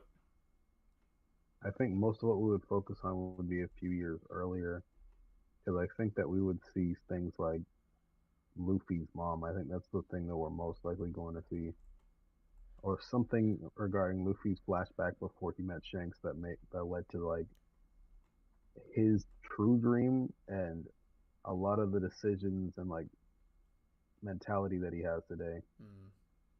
I think that's Yeah. pretty accurate because, um, okay, so Broly, I don't think we're getting Uta in the manga for the same reason that we're not getting any more Shiki in the manga, right? I mean, the only reason I don't see that is because why would he like why would Oda just mention her slightly and then give her an entire movie that's not canon just so because Oda when he tells you about a character that's linked to an extremely important character, he's going to explore that character in a And canon way, and I think that but he hasn't done that with either one of them yet. I think his way of throwing their faces in the manga, because originally he wasn't going to bring them into the main story. Both of those characters, it was other people that begged Oda to make them into the story. So in Shiki's case, originally when Strong World came out, Oda said the only reason I'm letting the staff use this character is because I don't think there was going to be a point where they became relevant in the main story. So it was just a side character that was never going to get any shine, right? And so his way of acknowledging that character as well was making Chapter 0. And then with Uta, But he didn't want to make Film Red. Film Red was because it was an anniversary of the series, and the directors at the time really wanted to make a film relating to Shanks, because originally, when they came to Oda asking about a plot, the plot of Film Red was going to actually be a breakout from Impel Down 2, which was meant to be a floating castle. And they said, look, that's cool. Okay, so let me rephrase that. Film Red was originally going to have nothing to do with Shanks, and it was going to be about breaking Bon Clay out of Impel Down 2. Impel Down 2 was going to be the same thing as Impel Down, but flying. Right? mm-hmm. They Was that reject. was that going to be canon? It wasn't going to be canon, no. Damn. Then Bro, free Bon Clay, bro. Then what ended up happening is they begged Oda to let them use Shanks. So Oda gave them some notes on some of Shanks' fighting styles and his crew's fighting styles, and the director said he threw in some canon and some non-canon stuff because he doesn't want to spoil what they're capable of because it's going to be in the manga. But the company itself really wanted a movie about Shanks, one, to make a lot of fucking money, and two, because it was the anniversary of the series. So Film Red gets made, and Oda's nod to it was making Uta canon in one panel, but I don't think Shiki or Uta are characters that Oda wants to focus on in the story, which is why he is acknowledging that they exist, but he's not making it part of the main story. It's just all we get is just a nod to they exist in the world, but that's not part of the story I'm telling. That's a part of the story that other people wanted to tell in my world. I get what you're saying. Which is a bit heartbreaking because both of them are great characters, and I would love to see more of them, but you know what I mean? Yeah. Like, I mean, it's possible though. Like the thing he did with Ace, where he said that how would y'all feel if Ace got packed up, and people were saying like no, and he did it because he wanted to do the opposite of like, you know what I'm saying, the feelings of fans. Because like I'm pretty sure if people said that they didn't care, I'm pretty sure Ace would have survived, bro. I think Ace was always planned to die, but when they wanted him to survive, Oda putting his foot down and going, no. The whole point of the first half of the story is no one ever really died. So, like, you know how people always, like, One Piece, no one dies, there's no stakes? Mm-hmm. I mean, no, people was getting packed, like Nami's mother. But it was never anyone in real time. It was only people in flashback, right? Oh, yeah. So think about the twist of it, of you get lulled into a false sense of security that no one ever dies, and then he takes out the favorite. Ace was the favorite character in the story that wasn't a Straw Hat member. Top of the popularity polls, right? So he gets rid of the most popular character in the story and one of the most important people being Whitebeard. And then after that, think about it from the standpoint of subverting expectations. He made everyone think that no one ever dies, killed two of the most important people, and then since then, think about how it's haunted the story because he kills people and people still don't believe that people are dead. People are still fighting that Virgo and Monet are alive. No, yeah. I mean, I think personally Kawina's alive. You know what I'm saying? But that's only because the people that he's shown to like actually die and stay gone, you know what I'm saying? He showed it on screen. Like the same thing with Sal, how like we never seen Sal actually die on screen and now he's back. You know what I'm saying? So like I feel like that's why I think that Kawina is still alive, but everybody else that's got packed on screen for sure. I can get that. Also, unknown Don Killer. Sanji's wanted poster wasn't alive because of Big Mom. It was only alive because Germa were part of the world government, and Germa had the influence to say only alive. Right, let's go back to the beginning of this chapter and work through from the beginning. So, okay, yeah. I ain't gonna lie. I gotta go though, bro. No, that's all good, man. That's all good. Cheers for coming through, and it was interesting hearing your theories and sharing your take. To anyone that doesn't know, this is VS Broly. You can scroll back up in the comments to see his profile if you want to follow him, give him some love and all that. Chill dude and loves One Piece. You, bro. I appreciate you. Y'all have a good night. Anytime, man. Have a good one. Nice meeting you. Nice meeting you too, bro. All right. Catch you, man. But all right, freezing. Going back to the beginning of this chapter, right? We got the Only Child cover series. So obviously last chapter didn't end it, so this is still going on. I still have a sneaking suspicion that we're going to get Yamato finding all of her vassals, and then the cover story is going to end with Wano's borders opening when Blackbeard destroys the border. Blackbeard destroying the border, I didn't expect that. But that makes sense because he has been looking for the Pluton, hasn't he? So imagine him using the Tremor Fruit to destroy the border. Which, like, okay, this is going to sound messed up, right? You know how Momo said it wasn't time yet? And it, like, the implication feels like it's going to be time when Luffy does it, right? Luffy and Blackbeard, the parallel between them is they're both liberators, but not in the same sense. In a really fucked up way, you know what I mean? Yeah. So Blackbeard being the one to liberate Wano's closed border policy is both really fitting and disgusting in a sense. You know what I mean? 100%. So I could see a situation where Yamato gets her vassals and again, like, okay.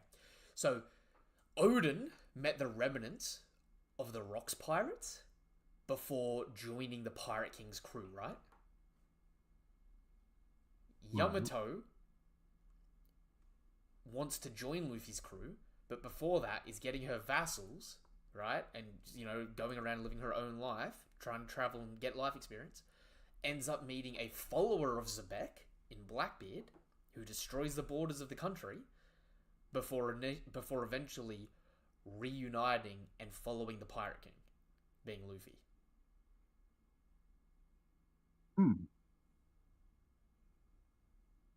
Honestly, her finding Vafu and becoming like a fleet member sounds good. Yeah. And like Yamato and Kat are gonna have the same thing, right? Where it's like Yamato and the remnants of the Beast Pirates, and Katakuri and the remnants of the Big Mom Pirates, side by side, hand in hand with following Luffy, the Pirate King. Well, I'm thinking, what condition would Yamato and her allies be in after like a confrontation with Blackbeard? See, that's the thing. I don't know if they're gonna actually be able to have a confrontation though. Blackbeard may just destroy the border, and you know how it's gonna just drain out all the fresh water. Yeah. All the fresh water gets drained. Now they're at the peak. They're at the top of a mountain, right? Yamato and her squad, they don't have the ability to fly.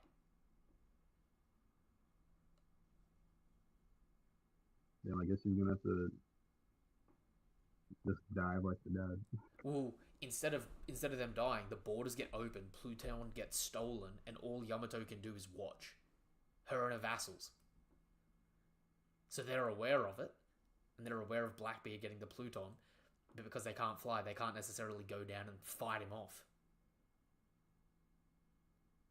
Well, But then, I see what you're saying. think about it. By doing that, it opens up Old Wano's border.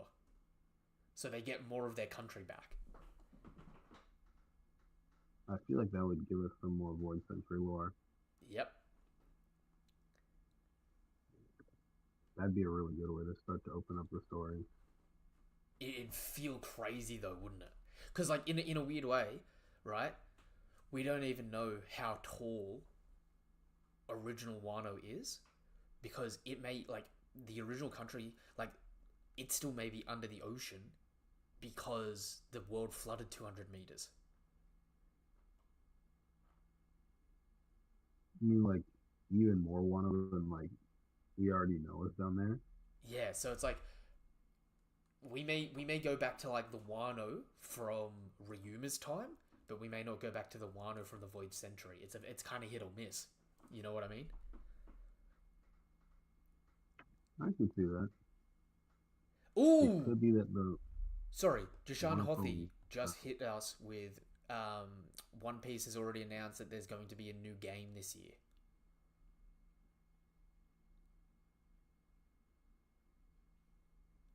Oh, I hope we get a Burning Blood too. Burning Blood was my favorite One Piece game. never played it, but it looked like fun. Although I re-updated my One Piece Treasure Cruise. By the way, if no one's ever played One Piece Treasure Cruise, right? I've had an account since the game first opened. It's on its 11th anniversary at the moment. It's really funny. That game came out like a few weeks before I met my wife, right? It's fucking hilarious because I lost my original account, which was heartbreaking. But it was pretty early on. It was like within the first 12 months of it. So my account that I have at the moment is like an old account. I never play that game. Every time I log in, get gems, and I just do pulls to get new characters, and I go, sweet.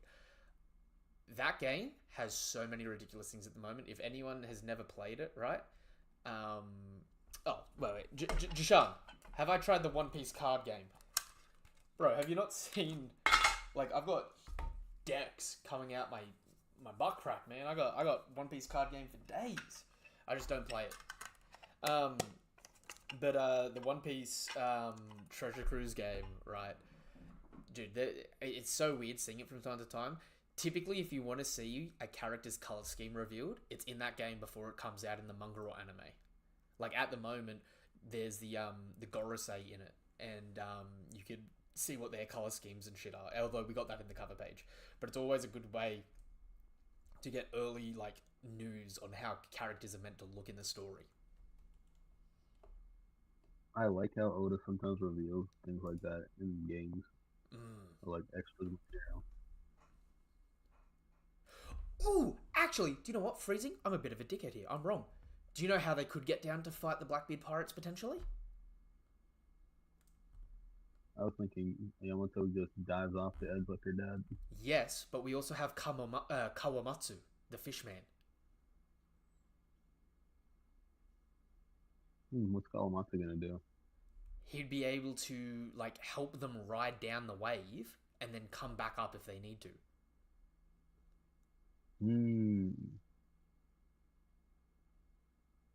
So, like, if all the water starts draining, you may get some, like, Yamato and her vassals surfing down with Kawamatsu.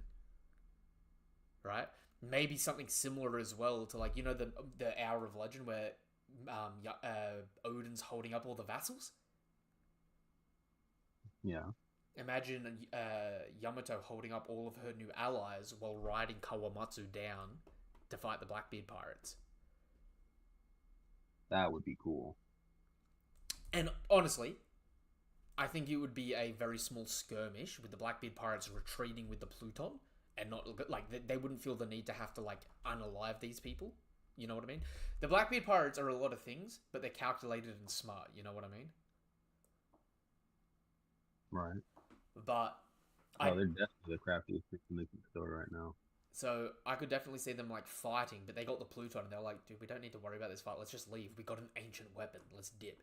Hopefully they don't test the ancient weapon on Wano though. They're pretty much defenseless to that, as far as I know. Mm. But that raises a great question. If Blackbeard gets Pluton, where do you think he's test firing it on? Ultigo? Boltigo, really? It's an empty island that no one would care about. Unless he wants to cause some shit. But, like, I feel like generally Blackbeard would try to go for the safer route. Because I feel like Blackbeard doesn't stir things up unless he has a plan. True. I could see them... Oh, dude, imagine if we get a chapter and we get no context, but the world floods another meter. Like, all we see is just like, oh man, is it just me or is it like the tide getting higher again? And it's just a passing comment. But it just shows that he's tested it somewhere off screen and it's working. Who does he hate enough to shoot that thing at them? Part of me wants to say fucking Cross Guild and Buggy, but the other part of me doesn't think he would. But like, Blackbeard's kind of had like...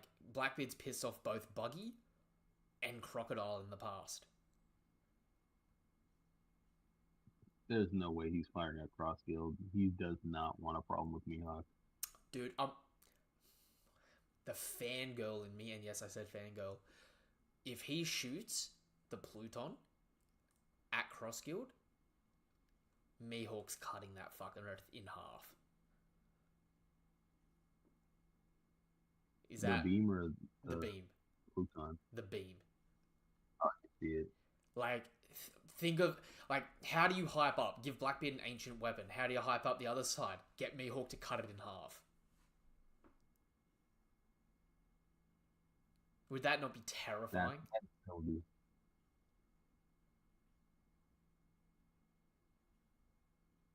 Like, that would actually be terrifying, right? I feel like we'd have to see. Like, I think it would be best utilized if we see Blackbeard like wipe an island off the map, like, oh, what's his name, Emu, and then like we threw the beam, like, oh, it worked a lot better than when I shot it at Mihawk. That would be crazy. I just thought of something disgusting. Thriller Bark ends with Hogback and Moria escaping thanks to Absalom turning them and a boat invisible. Right. Shiryu turns the Pluton invisible.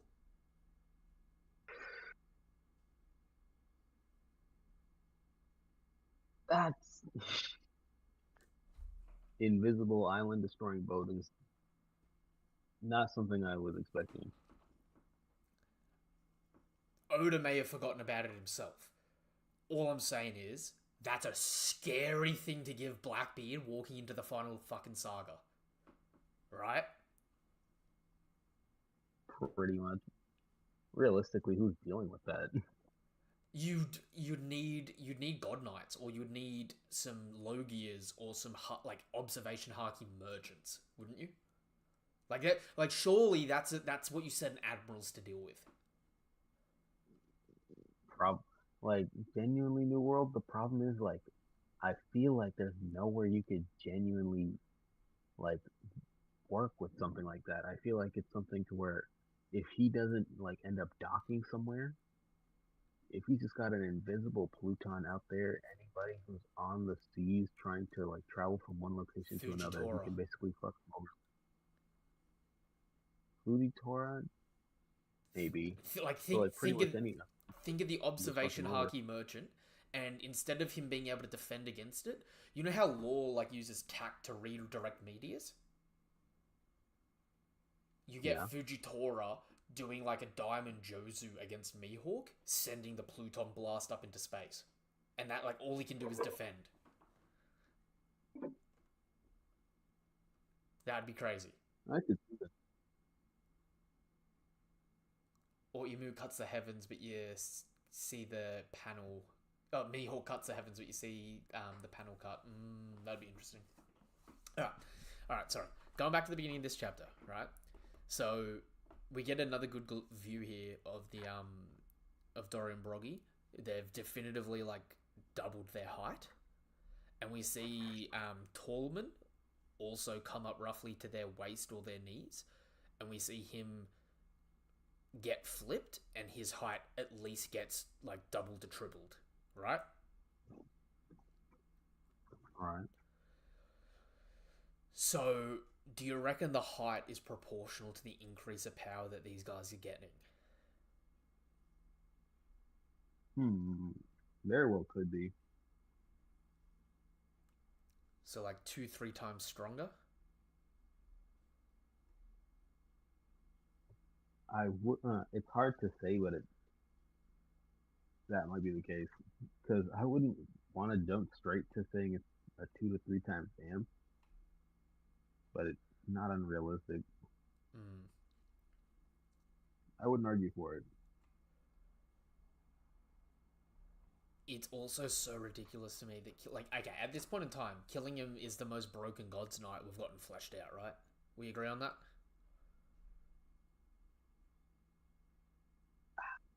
At this freeze point in time, you've got the healing factor. You can create anything out of imagination. You can heal anything from imagination just by making a noise, and it causes it to heal itself. You can keep that buff going constantly. Arguably, if you're a fish man, you can't be beaten by being thrown into the water, so your ability's gonna work if you're in water. Like, low-key, at this point in time, killing him could just open up a Nightmare Fisher and then run and jump in the water and just wait for someone to come fish him out after the battle's been won. You know what I mean? Pretty much. Yeah. Not to mention, he's an awakened mythical zone. And, like, actually throwing this out there as well, he also has the ability to control flame clouds, because that's how he's running on the air. Do you think those are flame clouds, or do you think that's, like, a new thing that the Dragon Fruit I think is offering him specifically? I think a lot of the deities just have flame clouds. It could be. The flame clouds are getting a lot of hype. Yeah? Because look at it. See how they've all got that swirl pattern, like the devil fruit swirl. That's something that's pretty synonymous with the flame clouds, right? Right. And maybe he can't produce flame clouds outside of just being able to walk on them. You know what I mean? So it's like a low-level deity versus Kaido, who can just produce a shit ton of it. But even then, Kaido and Momo both can make it. Is it crazy to say I think hearing him might actually beat Kaido right now? We need to see... Okay. Let's address the elephant in the room. The God Knights, we need to see the God Knights use Haki. That is the only thing we need from them right now. Because at the moment, as just pure Devil Fruit merchants, they're top tier. You know what I mean? I think they're gonna have great. I know what you mean. Like if I see killing him right now, start doing some like Ikuku sovereignty slashes with his spear. Start throwing out some advanced conquerors Rio, right? I ain't gonna lie, it's gonna be very hard to say he's anything but fucking extremely top tier. Is it crazy to say that there's so many characters that are super top tier? I still might not put them in my top 30. Dude, like I said, and I've got to be bothered to organize this and get everyone synced up for it.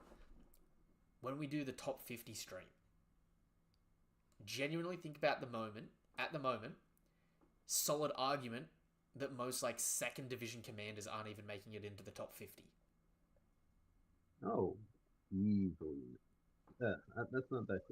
Well, but it's not as crazy in my view and things because like when a lot of things are viewed from the standpoint of like power cliff and a lot of the characters become less relevant as things go on. Although like I personally think that even though like I had this argument the other night that like I say King beats Katakuri, and a lot of people disagree, like yourself included. Yep. But I think there is a theoretical King category that exists at the same time as King that would be as strong.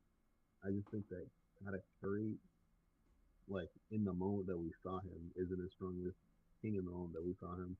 See, I think they're still about the same, but I can understand people's logic of trying to argue against it using Luffy and Kaido as a medium for it, right? But Right. in that same point in time, okay. Without going on that huge tangent, right? I think all the First Division commanders, in some extent, can clash equally with each other, right? The difference is Yeah. the mechanisms that they can clash equally with each other, right? So I think King with his flames on, Marco physically bullies him in a fight, but Marco can't really do any lasting damage to him, right? Right. So I think the way to look at King's physically strong compared to Zoro, but all the First Division commanders are strong compared to Zoro. You know what I mean? Or at least Zoro of the past. Right? I think Wano Zoro was stronger than like everybody but like King, and then like Shanks' crew. Okay, it's a hard middle ground, right? Because it's like, okay, who do you have, King or Yamato? King or Yamato? Extreme diff, probably Yamato now. But like during Wano, I have King winning. See, and I can understand that, right? To me, King is either as fast or more durable than his peers. He's never both at the same time. The whole thing about King, it's either a one or two. You know what I mean? Oh yeah. Whereas the others, I think they don't put out as much DC typically as King, and they don't have as much durability as King, but they don't need to pick and choose, if that makes sense. I get what you mean. Although the only thing I disagree with is I think that like Flame Off King is actually really fast. Flame Off King is fast. I just don't think he's faster than, like, I'm going to be so for real, right? Flame Off King has one good speed feed in the story, and it's blitzing Zoro, but Zoro was still able to block, right? Yeah. So, putting that into perspective, Zoro couldn't block Kaido's Thunder Bagua in base. Right? Right. So if Zoro couldn't block Kaido's Thunder Bagua in Blaze, but could block King using his speed form, right? It puts him in the same ballpark as Luffy, who got blitzed at the beginning of the arc, right? When there's not other people creating an opportunity or an opening for Zoro, it puts him in a one-on-one situation, right? He got blitzed. I think in terms of durability and like his ability to do damage, I think he's way above like Luffy at the beginning of the arc. I agree in his durability and his ability to deal damage. I agree. My thing is, Katakuri, I think, scaled to a faster Luffy than the one that lost to Kaido initially, but one that's about relative to the one on the rooftop. Even if that one on the rooftop, like if that same Luffy was in that speed form on the rooftop, he would have lost. So I think King is around the same ballpark of speed in his speed form as Katakuri. The difference is Katakuri doesn't have to pick and choose his speed. The thing that Katakuri has to pick and choose is observation or armament, if that makes sense. Yeah, I think that way of looking at it definitely makes sense. So like I think both of them. Okay, I got Marco's. Okay. First things first. Ben Beckman, out the window. We don't know fuck about him. You know what I mean? Oh, definitely. Second, Blackbeard Pirates, out the window. Because they're weird and abnormal crew. You know what I mean? Oh, 100%. Katakuri has the speed and the physical strength, but he has to pick between the defense of the observation of the offense of the advanced armament and or advanced conquerors. Right? Right. King has the durability, doesn't need the Haki because he's physically that strong, but has to pick between the speed or the defense. Yeah. I think holistically that's how I look at it, and that's why both of them are equal as first commanders, even if in an individual matchup I think one beats the other based on just their type advantage, but they're still in the same ballpark. The only difference I have is, despite King being a Lunarian, I think Katakuri's ceiling is higher regardless of his age, because I think come end of story, all the children of Yonko are going to still essentially be their own Yonko. Just maybe to a lesser extent. You know what I mean? I see what you mean.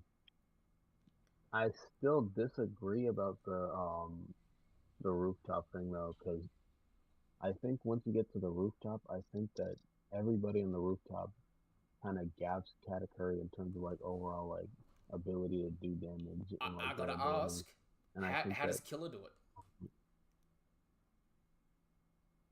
he took that attack from Big Mom. The lightning blast? Yeah, the same one that put down everybody else temporarily. And then he still went on to have like a fight with multiple other what's it called? Not multiple, with what's his name? With Hawkins. I think the same thing is happening to Katakuri. In fact, I think the same thing's happening to Whole Cake Island Luffy against that attack.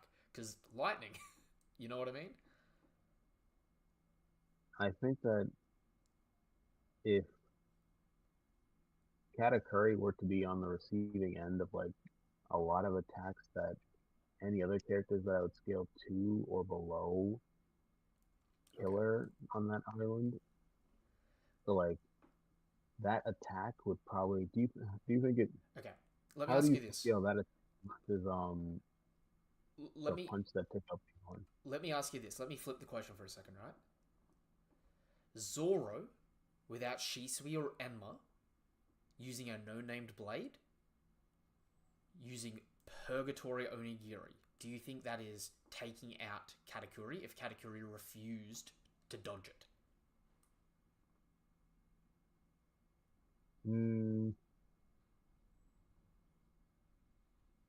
Probably. See, I don't know if it is. I think it's hurting him. I don't think it's putting him down. Whereas it put down Killer. Yeah, but that was also a weaker Killer. And a weaker Zoro. It was a weaker Zoro in terms of like... It was a weaker Zoro, and it is a weaker Killer in an extent, but I don't think it's a weaker Killer in terms of his durability. I think it's just... okay, this might sound weird, right? Electricity in One Piece is Duraneg, but it's also one of those abilities that's easier to walk off than slashing damage, right? Alright. So, Big Mum's Lightning Bolt, super impressive, especially because it's like a seeking attack. But honestly speaking, I don't, like, I think it's something that most people are, like, not most people, I shouldn't fucking phrase it like that. It's something that a lot of people are walking off. Because it's not a super strong attack from Big Mum, it's just an unblockable attack from Big Mum, if that makes sense. I could see that. Because, I'm not gonna lie, on a reflection on it, and shit, we could even do this now if you wanted to. I could bring up all the Kaido fights and whatnot. Killer has abysmal scaling to me. I think people massively overrate what he did, and the only time he did anything of relevance to anyone on that rooftop was when other people were distracting the person for him to be able to do the attack, and then immediately after, he was getting heavily countered. So I think I think Killer is the worst performer on the rooftop, and I think you could replace Killer with a lot of people and get the same results, if not better results. I disagree because I don't think a lot of characters have Durnig that would have been able to do comparable damage to Kaido. I think if Even you though- swap Killer out with a Pooh, you even get better results than Killer. I disagree. Apu did have decent feats. I don't see him doing anything significant to Kaido. To be honest, I don't think Killer did anything significant to Kaido. He attacked him using sound. No, but he still like drew blood, didn't he? He made him spit up blood, but reminder, Kaido still spat up blood from a Gear 3 Luffy at the beginning of the arc. Did he? Yeah. Let me look back. The same splat effect you get from outside of Kaido screaming, the same splat effect you get from Killer's attack is the same effect you get from Luffy at the beginning of the arc before any power up.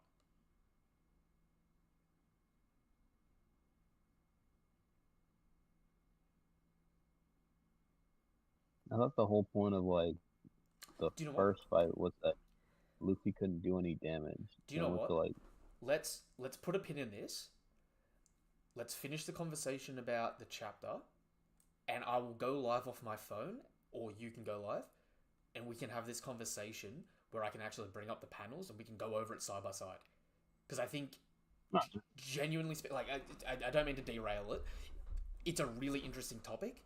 It's just like, again, like, we both understand. You've got the... We typically come to the same conclusion. You do it through power clipping. I do it through, like, how I view the consistency of it, including the narrative. You know what I mean? I think revisiting it, just purely ignoring everything else, ignoring anything we know, just looking at it side by side, we might have a slightly different reflective view of it. You know what I mean? Oh, definitely.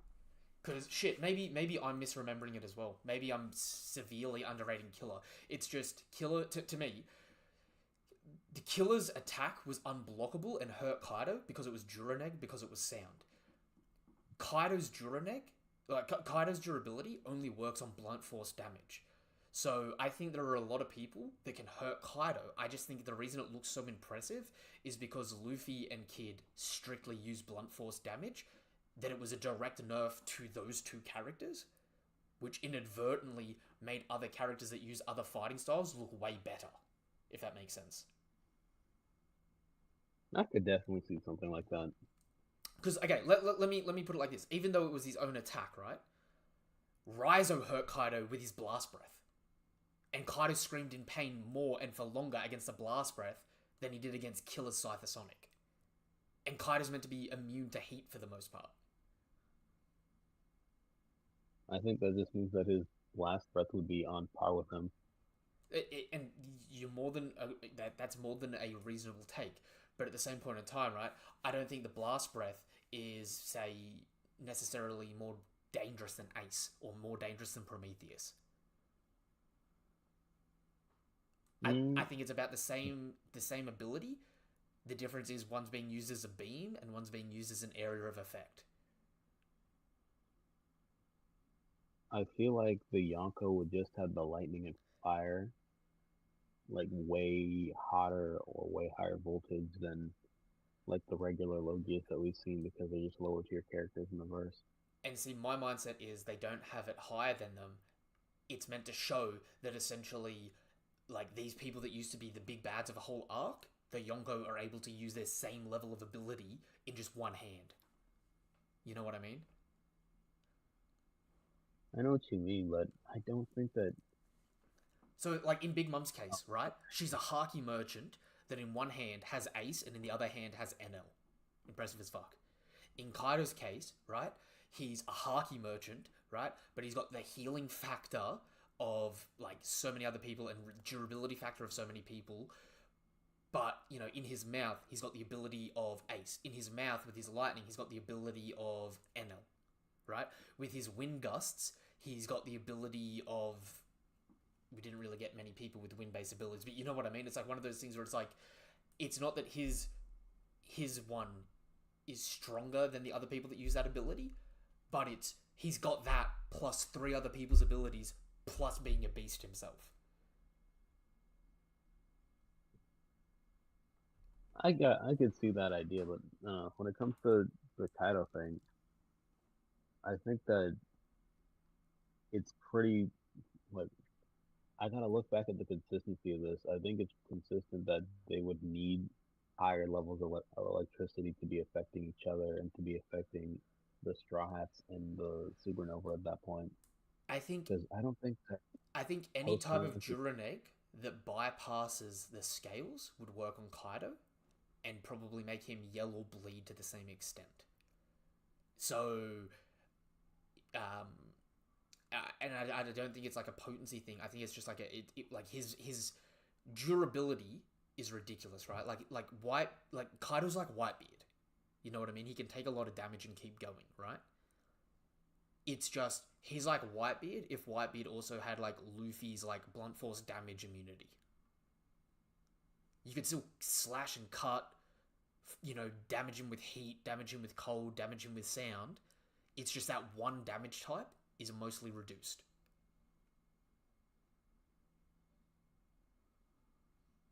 I can see what you mean. Yeah.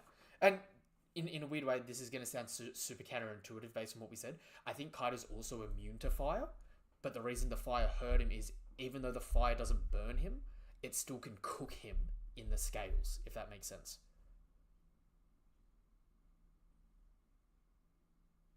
Yeah, because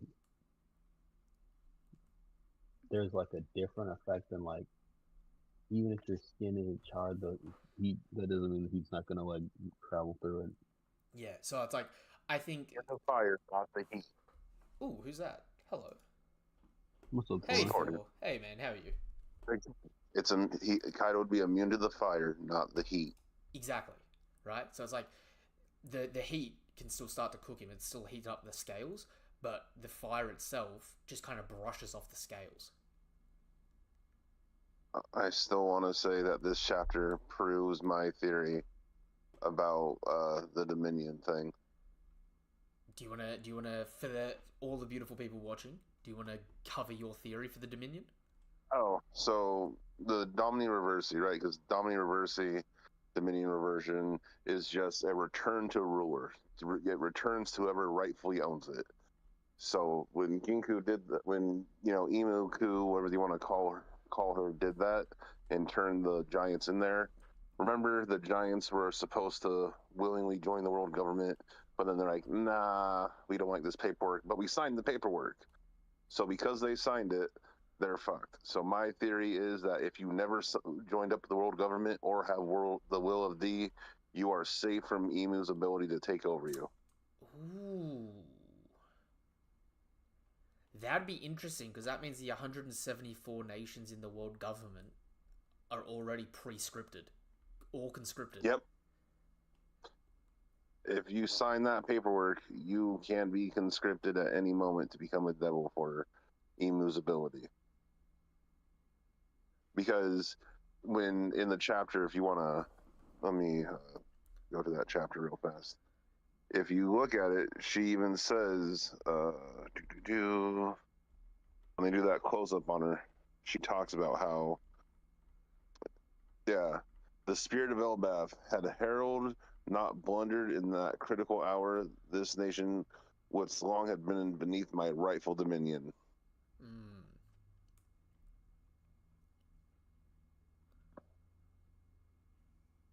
Because I know you finished the chapter, so. Yeah.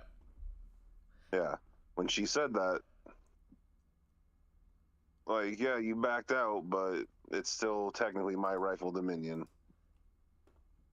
That does work. That does work for it. Nephilim brought up earlier as well that the Domi Reversi does a it plays as a double because as we see it here, they're playing Reversi, the game. So it seems like it works metaphorically as if all the people are pieces on a board. If the two pieces make a pathway between someone, it'll convert them to the other side. So the way to potentially combat against this is to just have two good guys go either side of one of the giants to turn them back.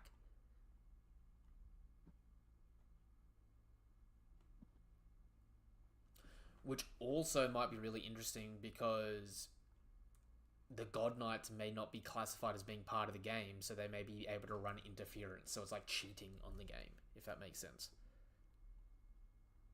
I think Gear 5 Luke can just flip it. Like, he can reverse the reversing. Imagine if he rubberizes the Demon Circle, so when it tries to flip, it springs back.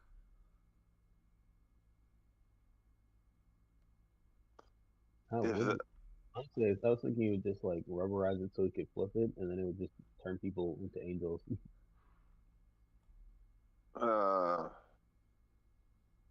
It's not do angels.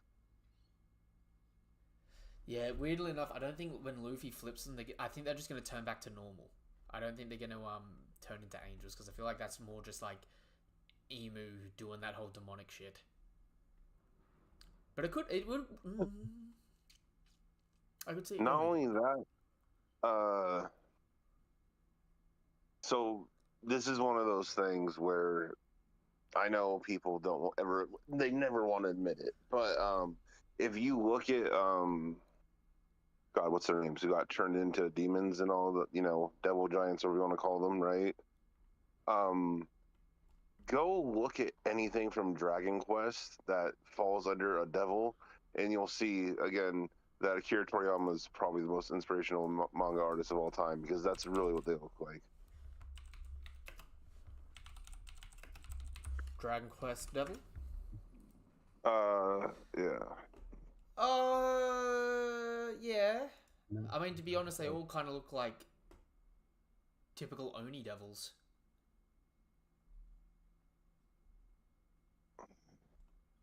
Oh, did you notice that in the chapter, one of the kids had horns?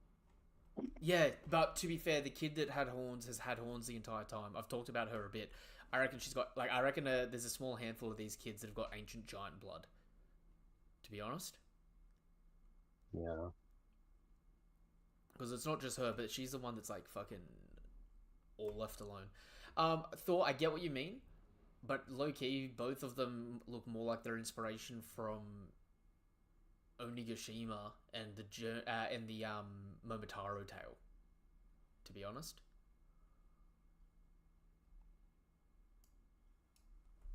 Hey, bro. Just putting it out there. Akira Toriyama's been doing work so long.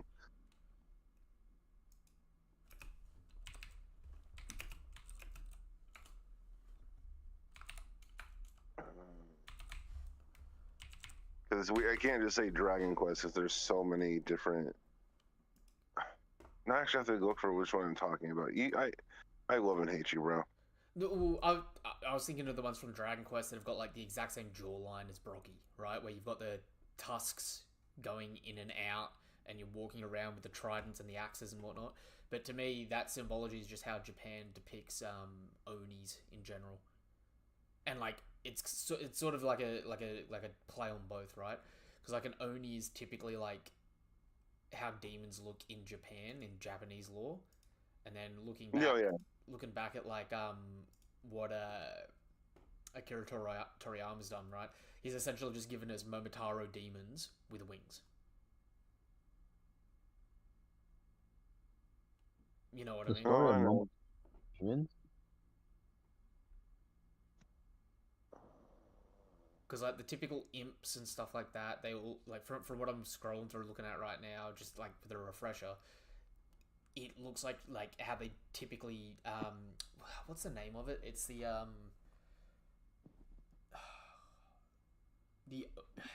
it's like the Oni pilgrimage or whatever. It's like the Oni festival, the Oni parade. Hold up.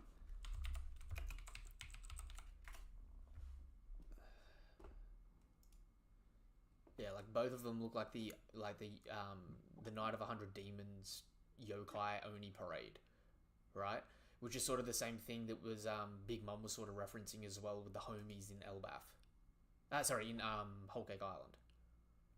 So I think it's sort of like a I think you're right. Like I think it looks very similar to Akira Toriyama. And shit, if the inspiration comes from Akira Toriyama, fucking hell, all love to it. I just think it's less that they're copying like that Oda's copying Akira, and more that it's both of them are just like referencing. I didn't no, I didn't say copy. I said inspired. Inspiring. I think it's more that they're both inspired by the Parade of 100 Demons and the Onis from like the Momotaro story, if that makes sense. Not that it matters, like wherever the inspiration comes from, it's fine. It's just I'm looking at these like these demons from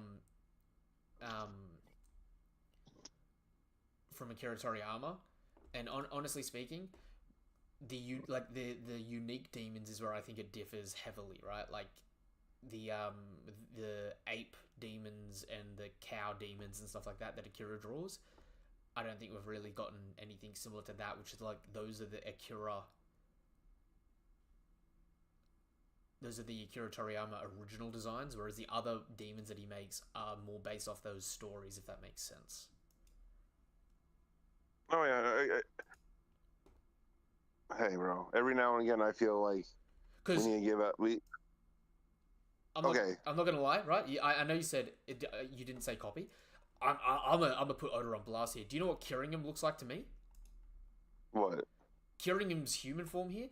This looks like a straight copy of design from Hiro Mashima from Fairy Tail. What's the Spriggan with the robots? Yeah, I know you're talking about. Like, it looks identical to Old Boy from the Spriggans. Hold up, let me find this dude. So it's like, it's not that it's an issue of like a very similar design or a copy design. It's just I think the inspiration's from elsewhere. What's the name of this fucking dude?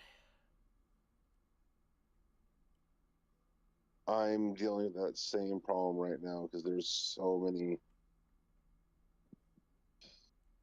Is it Bellith?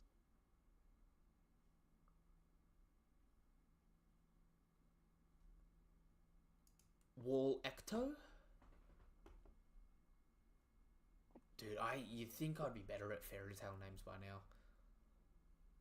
So if you look at the one I sent you in Discord real fast, because that'd be the easiest.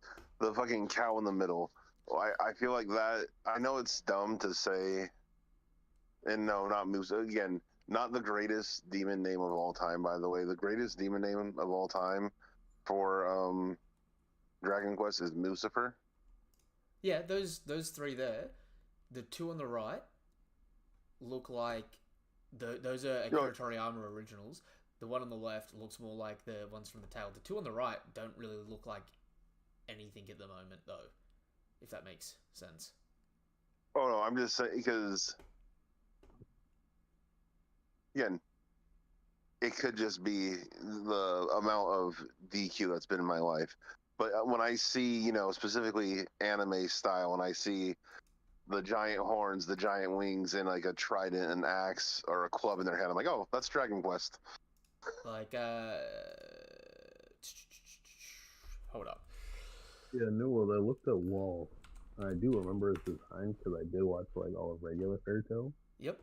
But like, I feel like that's just like a similar like motif. But potentially.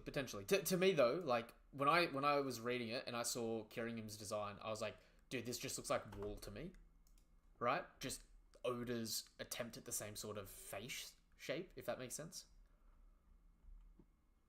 I feel like that. Yeah, I feel like this is like there's a cliche of anime characters that just kind of look like Wall and him. True. Hold up. Thor. There we go. If you look up Archdemon, you'll see where I just say when I see that in anime, I'm like, yep, Dragon Quest. Dragon Quest Archdemon. You'll see exactly what I'm talking about then.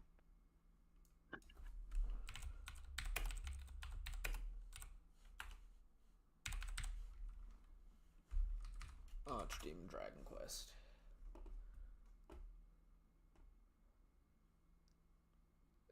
Yeah, that's what you sent me before, isn't it?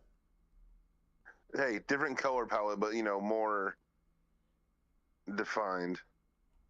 I will say, $5 probably that all Dorian Broggy change color as well in this form. So they probably are going to look like the fucking Rainbow Brigade running at you in fucking all the pastel colors. Because Oda loves just fucking changing people's palettes. You know what I mean? if they're pastel colored, I always just picture them like purple or black or both. But if they're like fucking pastel, like green and like yellow and like light colors and pink and like that would actually be super funny. Dude, I'm gonna be so for real, right? When does Oda not do colors like that? Like, we've been reading the story long enough that if a character is gonna look cool with a certain palette, you can tell that they're not gonna have that palette. Like, I'm so confident on this at the moment that when we get Shamrock's reveal in the manga or in the anime, $5 says he has green hair. Fuck. I'll be right. Anyone want to take up that bet? I really don't want a green haired Shamrock. Neither do I'm I. gonna bet we're gonna bet you not have $5 and then like have to look at Shamrock. Like, dude, I'm so sorry. That whole family's meant to be red hair. Dad came out pure blonde, birthed at old age. Bullshit. Shanks, red hair, through and through. You got a guy called Shamrock, which is a specific shade of green. Come on. Like, it's like the German siblings all over, right? Poison pink. What color's their hair? Blonde, like Sanji. No, it's jet pink. It's hot pink. It's Barbie pink. You know what I mean? I really hope Oda like does the double subversion and just gives Shamrock the red hair. Hey, I would love it. I mean, dude. No, left field. Brother has red hair. Father has blonde hair. His name is in regards to green. He's gonna come out with blue hair or purple hair. Just because Oda's feeling like a dick. I could see purple, or maybe a dark blue. Like a royal blue. I need red though. Red is the only one that just makes sense. Dude, it makes sense, but watch it be green. Watch it be green, and watch both of us sit here. Like, okay, look at Loki right now, right? Do you remember what color hair Loki's supposed to have? Purple. Meant to have purple hair. Like, Tell me this man doesn't look like he's blonde through and through, though. he does, but I can accept purple hair Loki. I really don't want a green Shamrock. I'm telling ya, he does it because his whole story is in black and white, so we can get away with, yeah, that you see him as black and white, so their hair color is whatever you imagine, but low-key, canonically, they look weird as shit, and you just gotta live with that. That's so upsetting. Hey, it's upsetting, but tell me it ain't true. Just knowing Oda for as long as you have, reading this story for as long as you have, tell me it ain't true. It's upsetting because it's real. Yeah. Alright. Let's quickly wrap through this chapter and we'll close this live and we'll go over to a discussion one because I've also got to get some other jobs done. It's almost 4 p.m. where I am. Bloody hell. So the giants are all getting twice a height. Killing him's ridiculous. The kids' nightmares are still keeping new nightmare fissures coming. So anything that gets supplanted into anyone's mindset, the nightmare fish is going to keep opening them, right? So here's a question. What happens if they don't have a nightmare and they start dreaming of something cool, like their version of Sun God? It could be that would be taken over.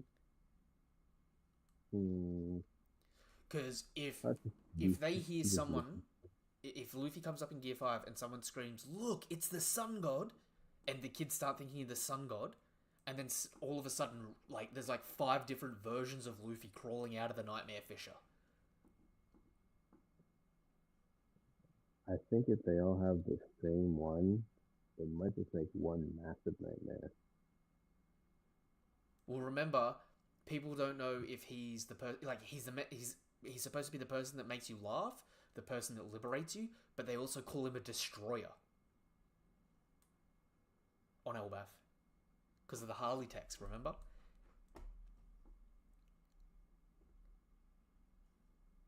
I remember the Harley text. Dude, I got distracted for a second. I was looking at something. That's all good. So I reckon that's still possible. Although, dude, I still feel so bad for these giants that are still foaming at the mouth. Oh yeah. Hey, In bros. general, I'm going through it. All right. Apart from that, the Giants keep chucking through. Obviously, we get. Dude, again, I still can't believe that this is a 14-page chapter. Oh yeah. Like, this is actually a criminally short chapter for a weekly manga. Yet so much happens in this chapter. Oda showing why he's been on top of the game for 20 something years. This is what I mean by it's like the chapters are so dense with information that honestly speaking, I can't complain about like not getting double page spreads at times because it's like the whole chapter's so dense that he's just fitting so much more information into it. I don't even watch One Piece, but this is such a good discussion. I got to get into One Piece. I mean, dude, just start it. Just start it at your own pace. You'll enjoy it. Believe me, despite this being a good chapter, this is a relatively tame conversation because we got some reveals, but we didn't get much lore-wise, and this was a relatively short chapter. Like, normally the discussions go a lot longer and are a lot more in-depth and crazy. Like, again, this is a 14-page chapter. Normally we get 18 to 24 pages on average for a chapter. So, like, this is a half-size chapter almost.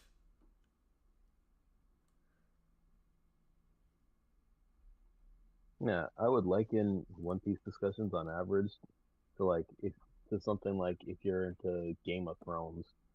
There's just a lot to talk about in the world in general, so people could talk about it for hours. And, you know, some slight little thing from a new chapter could, like, recontextualize something completely from something that you haven't seen for 300 chapters, and you're like, oh, what if? Like, so much of it. Like, we didn't even really talk about this. What are your thoughts on Mosa calling Loki on this chapter? Where do you think Mosa is? I have no idea. Maybe Lodestar?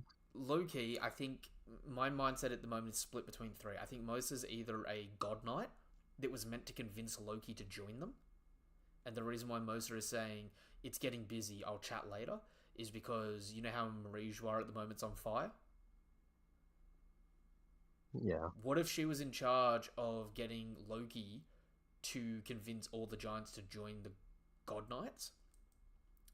And they've sort of fallen for each other. And because of that, Mosa is like, oop, shit, stuff's getting bad here, but I also understand that shit's getting bad for you over there, you know what I mean? Like, she's gonna be the betrayer of the God Knights. Because every group's normally got a rat in One Piece. Honestly, I'd love that. I think a love story between Loki and a God's Knight would be pretty interesting. And then, on the flip side, I could also see Mosa being a revolutionary. Trying to convince Loki. I think a revolutionary fits his personality better. But I think the contrast of, like, a God's Knight would be way more interesting. Like, everyone sees Loki as this loser that's just ruined the kingdom, but he's such a good person that he's managed to talk God Knight out of being a God Knight supporter.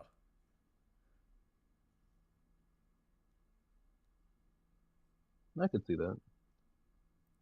It would definitely show a really interesting change in depth for the character. You know what I mean? Oh, yeah. And then my other thought, if it's not a God Knight and if it's not a revolutionary, honestly speaking, I'm so lost that I wouldn't know. But remember, Mosa is also the name of the girl from Punk Hazard.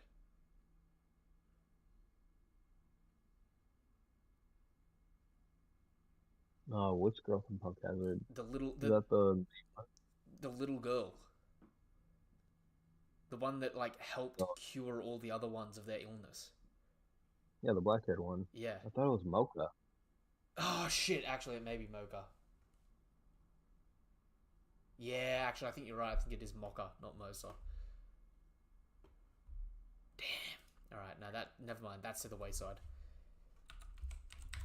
Do you know what? What does Mosa mean? I was thinking about what's his name? Who's that guy from Film Z? The one with the plant power. He used to say Mosa, Mosa, grow, grow, grow. Ooh, One Piece wiki. Mosa means to be hairy or to be thickly bearded.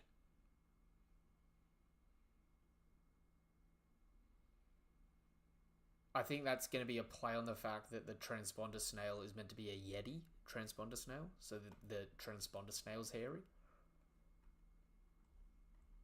Honestly, I think this is the thought that I had. What if Mosa's an Okama? That could work. That could work. Mosa also means man of valor, stalwart, or hero, emphasizing bravery and strength, and is a word used to describe someone who is fearless and courageous in battle or challenging situations.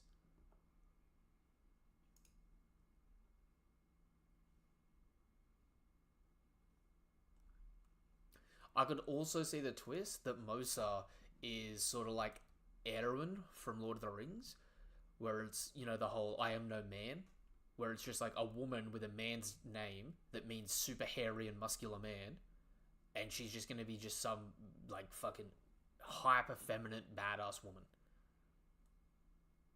I'd like that. I think that'd be a really cool twist. And sort of that would be like it's gonna sound weird. It'd be a weird twist because you know how Loki fell for Lola? Oh yeah. Lola is very feminine, but looks very masculine. The twist of Loki falling for her and being rejected, and then the next girl he falls for, being named hyper masculine but being really feminine. Well, wouldn't it be like having a masculine personality too? Yeah. Because Although, it's going to sound so weird. I feel like the next arc we go to is going to be following Mosa. I don't know if weirdly enough, I feel like because something's happening to Mosa, Loki's going to somehow convince them after this island to go save Mosa. maybe, but there's still Garp out there. There's still the potential of like any kids that the gods might get away with. There's a lot to deal with. Yeah. Far out. Do you think the Straw Hats are splitting up again? I was about to say, yeah, I'm a huge fan of the idea that they'll split up again. I'm not certain of it, but I think it's very possible, and I think it'd be cool if they did. It would be beautiful if the Straw Hats somehow figure out how the Abyss works, and they can use it without being a God Knight. And maybe that's how Shanks showed up to Marineford so easily. And because of that, imagine them being able to split up, but they can use the Abyss to teleport to each other if they need to. If it's an Abyss thing, I think they're gonna have to find something else that's not like the Abyss, but something that's like it, but like not the exact same, or they're gonna do it in like a Straw Hat way.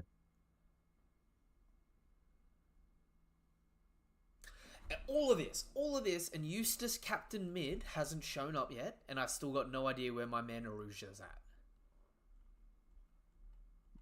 At this point in the arc, I'm not sure if they're showing up. I genuinely don't think they are. And that breaks my heart a little bit.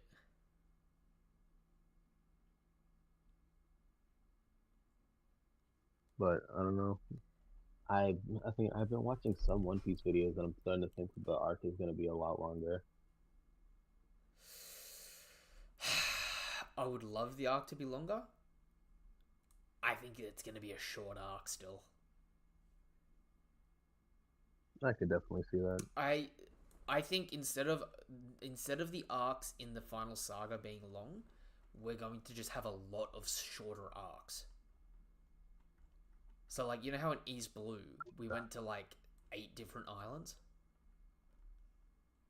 Yeah. I think the final saga, we're going to get, like, 8 different arcs just chained together.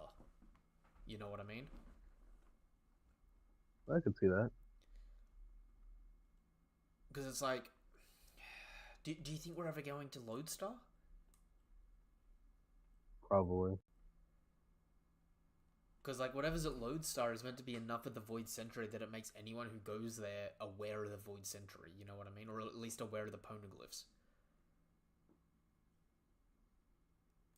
Like, I think they probably go to the Lodestar.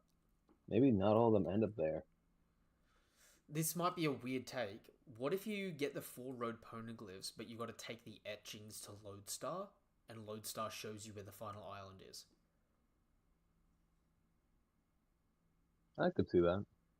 So it's kind of like there's a incomplete map at Lodestar that you need to input certain information in to show you where Laugh Tales is.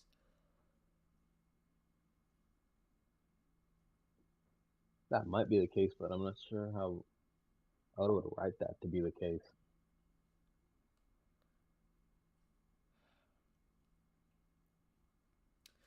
Do you know? Because what would the interaction be like?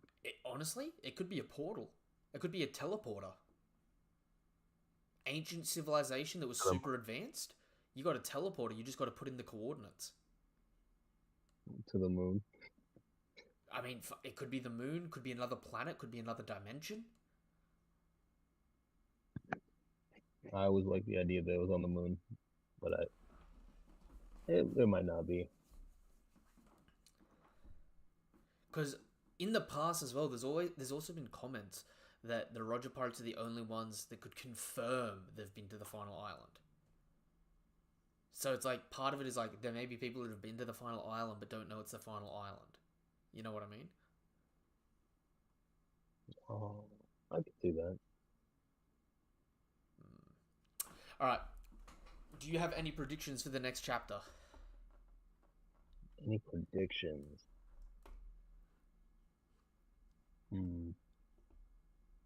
No. I have no idea what's going to happen at this point, because Oda could develop it in literally any direction. Alright. My predictions for next chapter is Luffy, Hajuden, and Loki race off upstairs, especially because Luffy says, Chopper, that's enough, I've got this. And then after they all leave, Chopper asks Gaban what he did to hurt Summers, and Chopper has to chase back up after the fact to tell Luffy after Luffy starts fighting how to hurt them.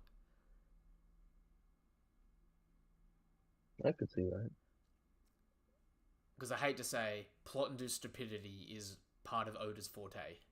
So having Luffy ignore Chopper and go in to start helping when Chopper's most important information is with Gaban, it kind of makes a bit of sense that, like, it's a missed high five for a second. You know what I mean? I know. Yeah, I get what you mean.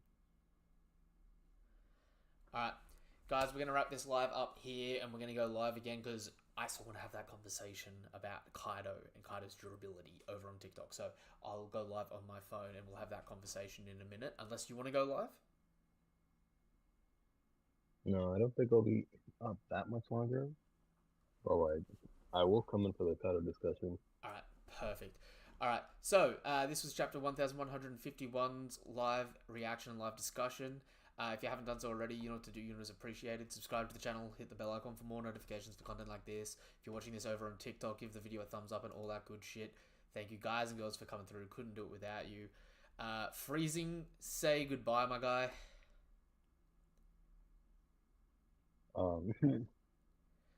If you guys... Alright. If you guys haven't as well, you can follow Freezing over on TikTok at Freezing Hurricane.